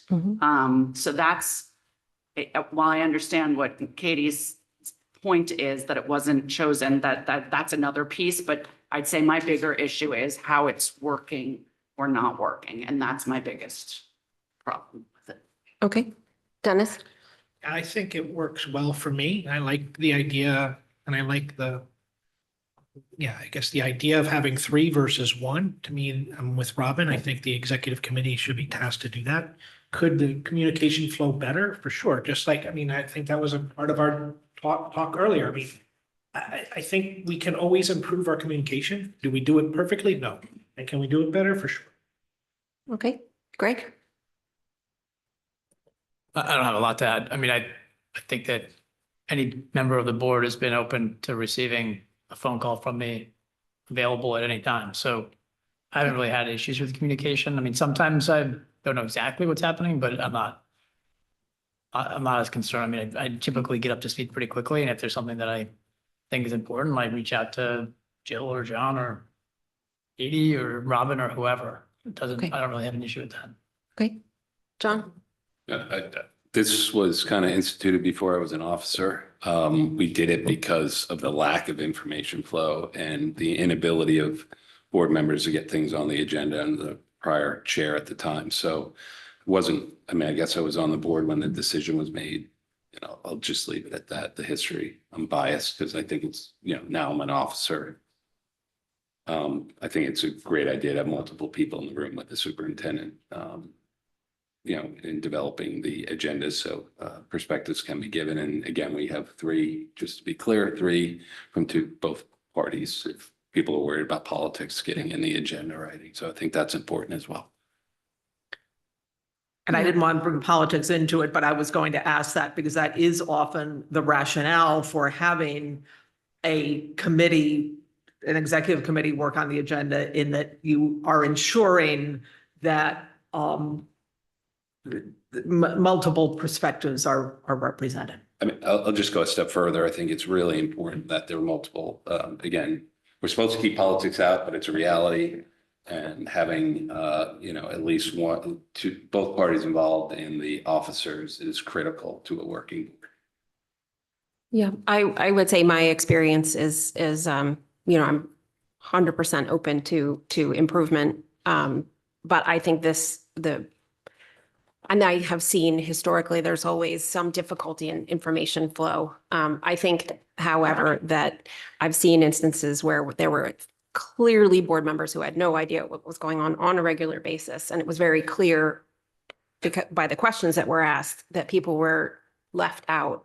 I don't think we're at that stage. That doesn't mean that we don't have improvements to make. I do think the executive committee is a very good structure. And then I do think it's more representative. It's more points of view. There are some checks and balances to making sure that what was said at the board table is in fact being interpreted correctly when things, in terms of planning for the agenda, the conversations are pretty clean to just what's on the agenda. And they're actually relatively short. So, having lived under both realities, as an officer, as secretary, I did not attend the meetings. I found that challenging because then I had to later on figure out what needed a motion, what didn't, and we cleaned that up. But again, having been an officer where that wasn't a model, a board member where that wasn't a model, and then now an officer where that is a model, it is my impression so far that that it works very well. Having attended CABE conversations about and asked explicitly how people run their agenda planning, there are a lot of boards, as far as I could tell, that do the executive committee model. And most people who use it are in favor of it. So I would not be inclined to change it unless it is the will of the majority of the board to do so. So if it is, and Dave, are you there? Forgive me for skipping you. Are you there, Dave? I'm good. I'm just following along. No comment right now. No comment on this? Okay. Thank you. Okay. So if it's the will of the majority of the board to go back to a singular, I'm more than happy to do that, but I'd need to hear that I would like to hear that the majority of the board would like that. I'm not hearing it, but We can put, do you want to put it on the agenda? yeah, let's do it. Okay, we have a master agenda discussion later. Yeah. And we can put it on for a formal vote. Okay? All right. You want to ask the superintendent? Sure. Let's ask the superintendent. No. I just thought I'd just give a wee perspective. I've worked under two scenarios, right? And I'll be honest with my experience. 11 prior years before arriving here, and that was always one-on-one. I've worked under the two scenarios here, right? The pros and cons, sometimes I feel it's a wee bit of an imbalance, just literally numbers, right? That being said, I also sometimes feel that it could, under certain situations, impact what I would call a special relationship that the superintendent has with the board chair. And occasionally that might run contrary to the argument, just being able to say what you have to say, right? That being said, it works fine the way it is, right? If you ask me out the door, like if you ask me all my experience as a 16-year superintendent, I would like to work under the one-to-one. That's not talking about this board. I'm just giving you an honest disposition. Okay. That being said, I respect the situation. It works, and I'm saying it works because it does work. But I'm just trying to go. Okay. Thank you, Alan. Alan, I thought you were going to tell the story about meeting the board chair at the YMCA. No, I think we're done with that. Thank you very much. I was a different board chair. Yeah, it's not me. Okay, Patrice, back to you. I think that we have covered what you set out, and I think we've done it in the appropriate time frame. Okay. Are there things that I can provide you as a follow-up? Well, I actually would say if we have 12 minutes, which it looks like we do. Yeah.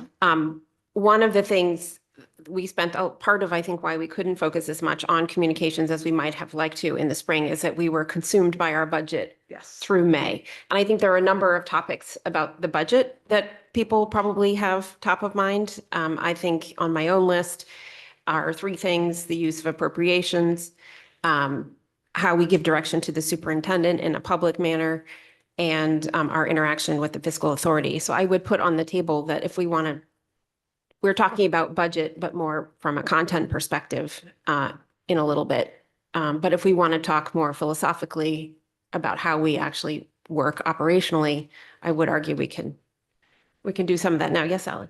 I just wanted to mention before we moved off that, sorry, I think the board has undercut some of their sort of feedback a little bit, particularly under 32, chain of command, and respecting that and through the proper chain of command. I think the board has grown significantly in that area, and what I would say a very positive direction. So I just wanted to say that, that's all. Okay, thank you. I think that's probably related to the budget discussion in terms of how we give direction to the superintendent. We were kind of 9 of us going in 9 different directions. Sorry, Jill, what was the third piece that you mentioned? Um, Was it initiatives? It was how we give direction to the superintendent. It was Appropriations. appropriations and our interaction with the Board of Finance. Fiscal. Can you say Fiscal that authority. again? Interaction with, The Board of Finance. Fiscal. Fiscal authority, yes. I think all 3 of those merit some. Now, I will say, I think we probably should just want to put some stuff on the table as opposed to using 12 minutes to redesign our budget process. So what we did last year was identify a couple of areas that needed further exploration. We sent it to the Finance Committee for them to take a look at the process, beat it up a little bit more, and then they brought it back to the board with some proposals. I would suggest that's probably a better use of time because I don't think we'll be able to deconstruct months of budgeting in what's now 11 minutes, but that's my suggestion. I think the other piece I would say, not so much as a third point, but as an overarching philosophical theme is, is making sure that the board is at the right level of problem solving. I think we have some work there, like setting direction early on, following that through, but staying at a pretty high level in terms of how we give direction. And that's, anyway, I'll stop talking. Would anybody like to comment, John? Well, I mean, we have an agenda item later, right? On this. We do, but I don't think we're going through the budget process. We'll end up touching on the process, but we're really talking about content of the budget. Okay, Right. so maybe if I can reflect on this budget season, one of the difficulties is the fiscal authority. We had our discussions and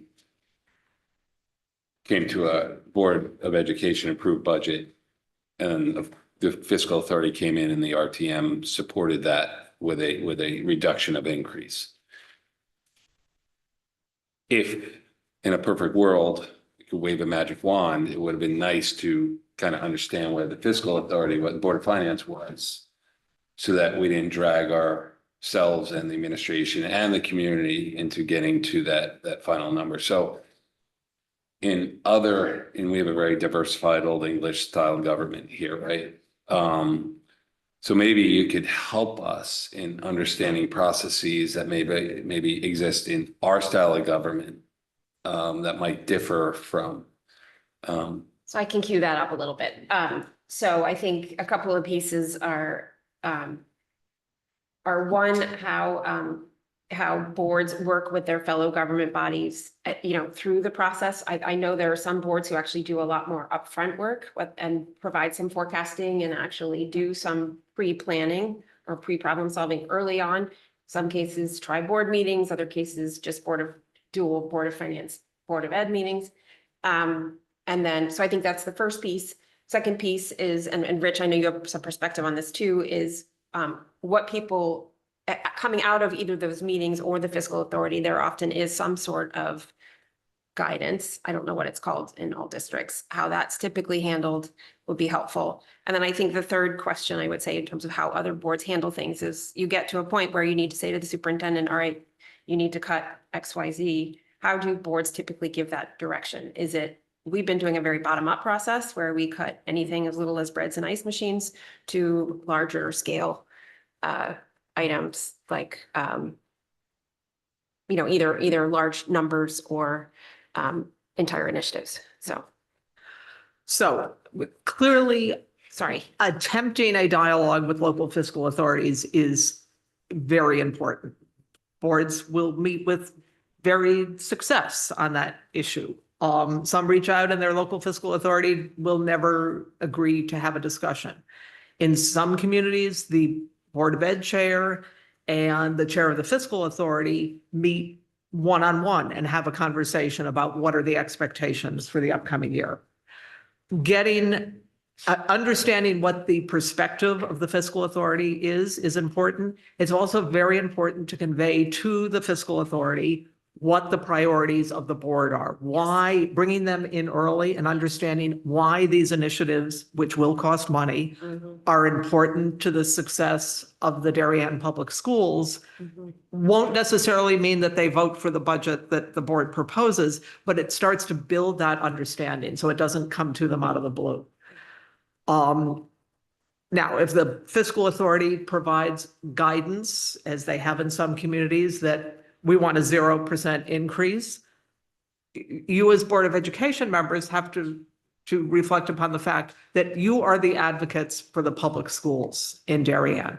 There is no other governmental body that has that responsibility. So you can take that input and reflect upon it, but when you come to proposing a budget, you're going to need to do what's best for the students. There's the whole communication piece of making sure the community understands what the priorities are and why this is so important. Working with, real estate is often something that does resonate with people of whether they have children in the schools or not. Their property values matter to them, and a outstanding public school system definitely impacts property values. And a school system that is not supported by taxpayers also impacts property values in the other direction. So I do think that having that communication, and it can be difficult, it can be challenging, but doing it early matters. And I think that's going to be our intention. Julie, then Katie. So from there, I think probably one of my biggest frustrations with this budget season was how early on we knew that we were never going to be where we were told to be. And on we went, and there they stayed, and never did the two things come together. And even after the cut, we never got there. Can you just, sorry, I didn't understand, never. Sorry, so the direction we were given when the Board of Finance gave their guidance, we knew from a presentation we'd had 2 months earlier that we didn't have a chance of ever getting to that place. Now, could we have come in closer? And maybe, but we were never going to get there. So I guess I wonder, what could we or should we have done differently? Because it felt a little like then we just kept banging our head against the wall a little bit, to be blunt. Again, that's going to be a strategic decision. If there is a hope of changing minds, and again, if you start the discussion early with building on, here are the anticipated needs, and here's why these are such priorities for our students, for the children of Darien. Sometimes you do have to keep banging your head against the wall. I do want to, I failed to respond to Jill's question of what direction you give around cuts. The board should give direction to the administration of because of what has happened and the direction, the decision of the fiscal authority, we need you to cut X number of dollars. The administration then goes back and does the work of figuring out what are the small things that we can adjust. What's the new information about insurance costs? Maybe it's come in lower than we anticipated. And then what's a big strategic initiative that we're going to have to recommend that we not fund? That should be administration work, not board work. Katie, and then Greg. So I would say that, specific to the budget, I'm going to speak a little more in generalities than just in this year. I think from a philosophical standpoint, I feel strongly that that I want to see the superintendent develop a budget that is based on student need, that is not backing into a number. And I would like to see the board approach it that way as well. I understand that the Board of Finance is coming from a very different perspective, but I think our responsibility is to provide for educational needs. And then I would say that I think, Patrice, your point about priorities is well taken. I think that that could help a lot with the board and the administration being on the same page. When we know what our top priorities are, then we know where we don't want to cut, where we don't want to go into. If that is established and we're on the same page, I think that will help a lot with us avoiding maybe some of that back and forth in small and different directions. And then lastly, I just wanted to comment, Jill, on your conversation, the points that you highlighted about appropriations, directions, and interactions, all of those things. I would say that like my general sentiment on all of that is consistency. That I think that having a protocol, a procedure, a process in place that is followed with fidelity and consistency is what is best for the board. When we, sort of alter the process because of this situation and that situation, it can feel not just to the board, but to the public and to other places that things are being manipulated for outcomes. So I would just say that again, when we're following the same process year after year and in scenario after scenario, there's a lot less room for discontent in the outcome. Can you be a little more specific? Because I'm not sure what you're referring to. I would just say, I mean that in a general sense. I think that that's an important responsibility of the board is to be consistent. I think whether it's communication, whether it's appropriations, whether it's our relations with the other boards, having a consistent process will keep everything of high integrity. Well, I think building on that point, I think one of the things that we experienced this year as townwide, not just as a board, was the level of the financial discussions we had to have put a lot of pressure on our existing processes. And so there are some areas where there are clear gaps. So for example, the fact that the board was taking it upon itself and has for many, many, many years to cut and, cultural breads was, I think, showed up with a lot of flaws this year. So I think we functioned much better when we gave the direction to the superintendent and his team to go figure it out and then come back to us with a proposal that then we could respond to. And we have a couple of examples of doing that in this year and in previous years. So I think it's incumbent upon us to take some time to discuss what we want our process to look like going forward this year. And we're starting that conversation today, right? Starting with some priorities, identifying what that means fiscally, talking about the budgetary context. We actually started that in June. We haven't ever done that kind of discussion at this timeframe before. I think, Rich, when we talk about the forecast a little later, I'd love to talk to you about there's some gaps in what we can forecast today, but what would a real cadence of forecasting look like? And when would be the best time to go to the Board of Finance so that, and what is the information we want to provide to them? Not that we have to answer all that today, but let's talk about that forecasting process. Greg, I'm hoping you'll get us up, be a big part of that discussion going forward. What's the forecast we want to create? What's the cadence? And then getting it communicated to the Board of Finance in a timely manner, way before the state of the town. They did discuss their process briefly. I watched their meeting last week. They talked about using a public process to develop it together, what data they would like the boards to provide and the correct timeline, also taking a look at capital prioritization. There was a question that they were discussing amongst themselves about how we would use the guidance at the end of the day. If they produce guidance, I think it's up to us to determine how we use it. But I would say, in the interest of transparency and good work, I'd rather know where the Board of Finance is in space than have no idea and find out, when they cut our budget. So I do support the idea of the Board of Finance going through some sort of exercise, but I think that it's incumbent on us to provide them the best information we can. And we haven't been doing that either. So I think there was an old process in place that we cut out a few years ago. Rich, you were here for that because it was just a meaningless forecast. So we stopped doing it and we weren't giving it to them formally anyway. So some thoughts, but anyway, Julie, go ahead.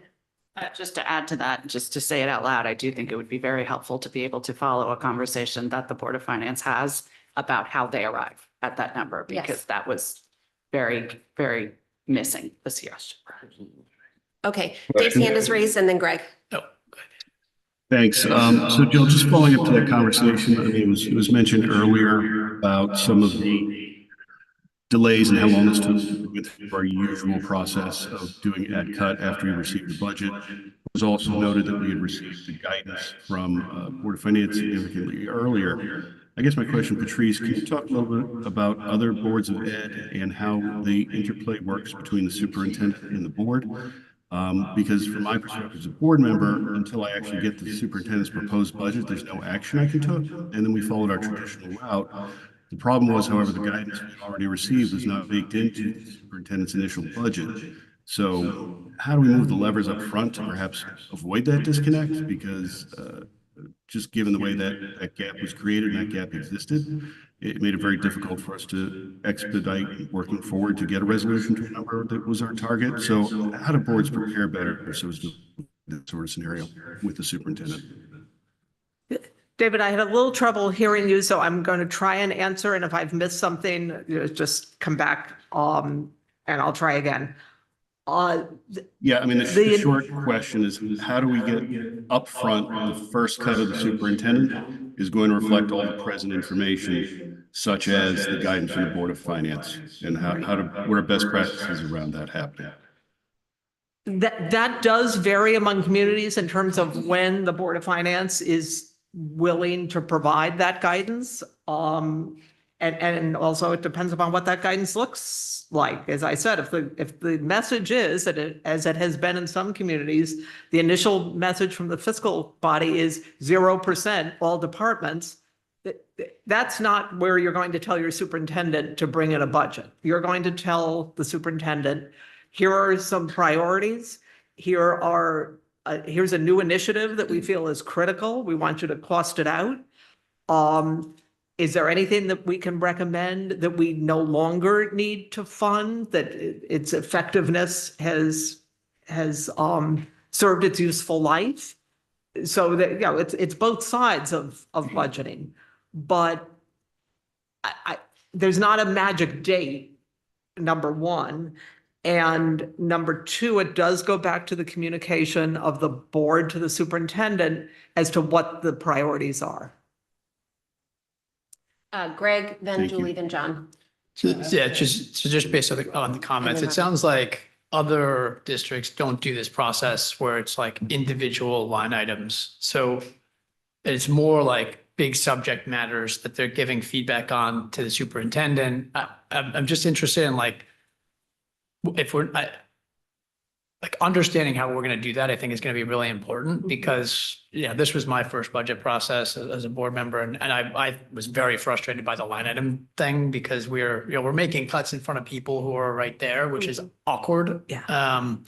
And so I think that like there's a lot more upfront work that has to be done in order to be able to do that, and more communication from the superintendent on like, here are going to be the big things that are going to move the needle on this, because I don't think our budget this year was really driven by, we have these 5 giant new initiatives that we're putting in place. It was driven by other things that were just ordinary course inflationary type stuff. And so it wasn't driven by stuff that you're thinking where it's like, we can just say, hey, don't do this, don't do that. It was a totally different type of conversation. And so understanding how other boards manage through that, I think would be helpful. And I can do some work on that too. There's a CABE listserv, so I'm happy to send out some questions on behalf of the board. How do you, there's some from last year, there was a whole conversation last year, but I can send some questions and just harvest some data from other board chairs.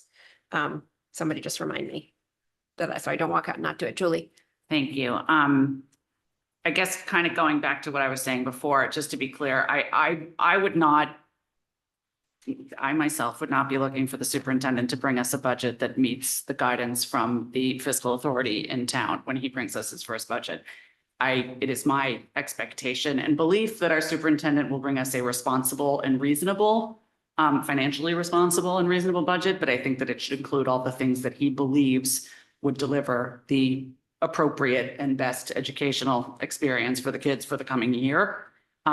So when I was saying that disconnect was an ongoing frustration. I think it felt more to me like it should have been addressed head on, that those things weren't going to ever come to the same place. So how can we work through that instead of, we heard a lot, well, I wanted it to start with the 3. Well, it's not going to start, it was just sort of, that was the stalemate, but I just wanted to make sure it was clear that I do not expect Dr. Adley to bring us a budget that comes to a particular number as provided by the Board of Finance when we start this process.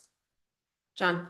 So to agree with Katie, I do think there's philosophical differences. And so I think the board at some point is going to have to come to a consensus, and it's going to probably change based on its membership each year of whether or not we encourage the superintendent to understand the broader fiscal implications of the town, so we don't every year run into a brick wall and have to do basically a second budget process. Because not only do we find it frustrating, and some said tiring, but the amount of work that then we task with these individuals at the table is insurmountable, but it's very difficult. And that takes away from everything we're trying to achieve in creating a budget for our students and our community. So I think these are some of the things we're going to have to work out. Certainly not going to do it at 12 o'clock today, but some of the discussion points that I look forward to kind of figuring out. Robin? I'm kind of going back to, I'd love to know how other towns do this, because I had always thought in all of the 12 years that I've been involved in some extent with CDSP, with the budget process for the Board of Ed, that the superintendent comes up with the budget based on the educational needs of the town, and that we were not necessarily tied to a specific number that the Board of Finance comes up with a month ahead of that time. So in my experience on this, it was sort of a surprise that for the first time, even though we have all of these exorbitant rising fixed costs that we have no control over, which also happen to every other district in the state of Connecticut, that we were still held to a certain percentage increase, because that happened to be what the average over the past 5 years was, which in many ways didn't necessarily apply this year or even for next year based on the fixed cost kinds of increase and the constraints that we're facing. So my question is, first of all, with the Board of Finance, is their process going forward going to involve a much heavier lift on their part about actually understanding all of the factors that the Board of Education is dealing with? Because to some extent, that creates their own process before the superintendent has even introduced the details of what he's facing, which to me seems backwards. So I'm kind of having I understand that they need to set taxes. They want to have some kind of a guidance for being able to do that in a fiscally responsible manner.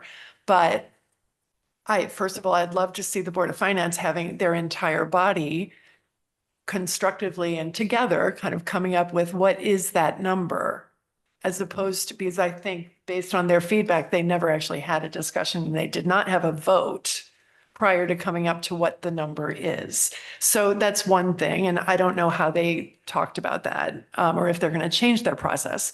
But to me, again, because our responsibility is to come up with what is in the best interest of the students and the schools, I still think that that is our responsibility. And as a Board of Ed and the superintendent, we need to kind of figure out what is the best interest. And that might be a little bit above what the Board of Finance might want to happen. And I'm new at this, at being in this seat. And so I understand that there are political ramifications, there are fiscal issues. And I guess I'm struggling because having those two being so far apart, when you're dealing with changing economic times, changing factors that are outside of our control, it makes it extremely difficult if we really are in fact expected to come to that number, whatever it was. I think, Robin, if I could jump in, I think there's a difference. Look, the Board of Finance is going to hold us to what they hold us to, but I think it is helpful, and we don't have a lot of control over that other than a lot of advocacy, starting now and going through the process. You know, at the end of the day, they have three levers. They have the tax rate, they have bonding, they have reserve funds. And so they're going to they should create some sort of fiscal strategy together that represents what's available. And that helps inform the guidance. I do think we should be doing some robust forecasting, both on the capital and the I agree. operating, Yeah. so that they can see where we're coming from. Then they give us the guidance. What we do with it is entirely up to us. If they give us a guidance, we're not going to get a 0%, but let's say we get a 2.5, a 3.5. And, you know, Alan may or may not be able to bring in a budget at that number. There have been years when we certainly could come in with those numbers. It's not looking like this year's one, but, you know, to be determined. So then I think the question to us is, how do we handle it? But I would rather understand where the Board of Finance's head is, not because it's a directive that we have to hit XYZ. We may end up having to hit it if our budget is reduced. But because I think it would also be a mistake to have no idea where they are in I space. agree. Yeah, I So- agree. We want to know where their head is. But I Yes. guess when Rich did what I thought was a pretty good job doing an initial forecast of hero drivers that we know about right now, and he gave that to us, I think, in October. It didn't seem to me that the Board of Finance guidance that we got in December necessarily took into account that initial forecast of what the headwinds were that we were already facing. Yeah. So at the end of the day, in the interest of time, we probably just need to wrap this one up.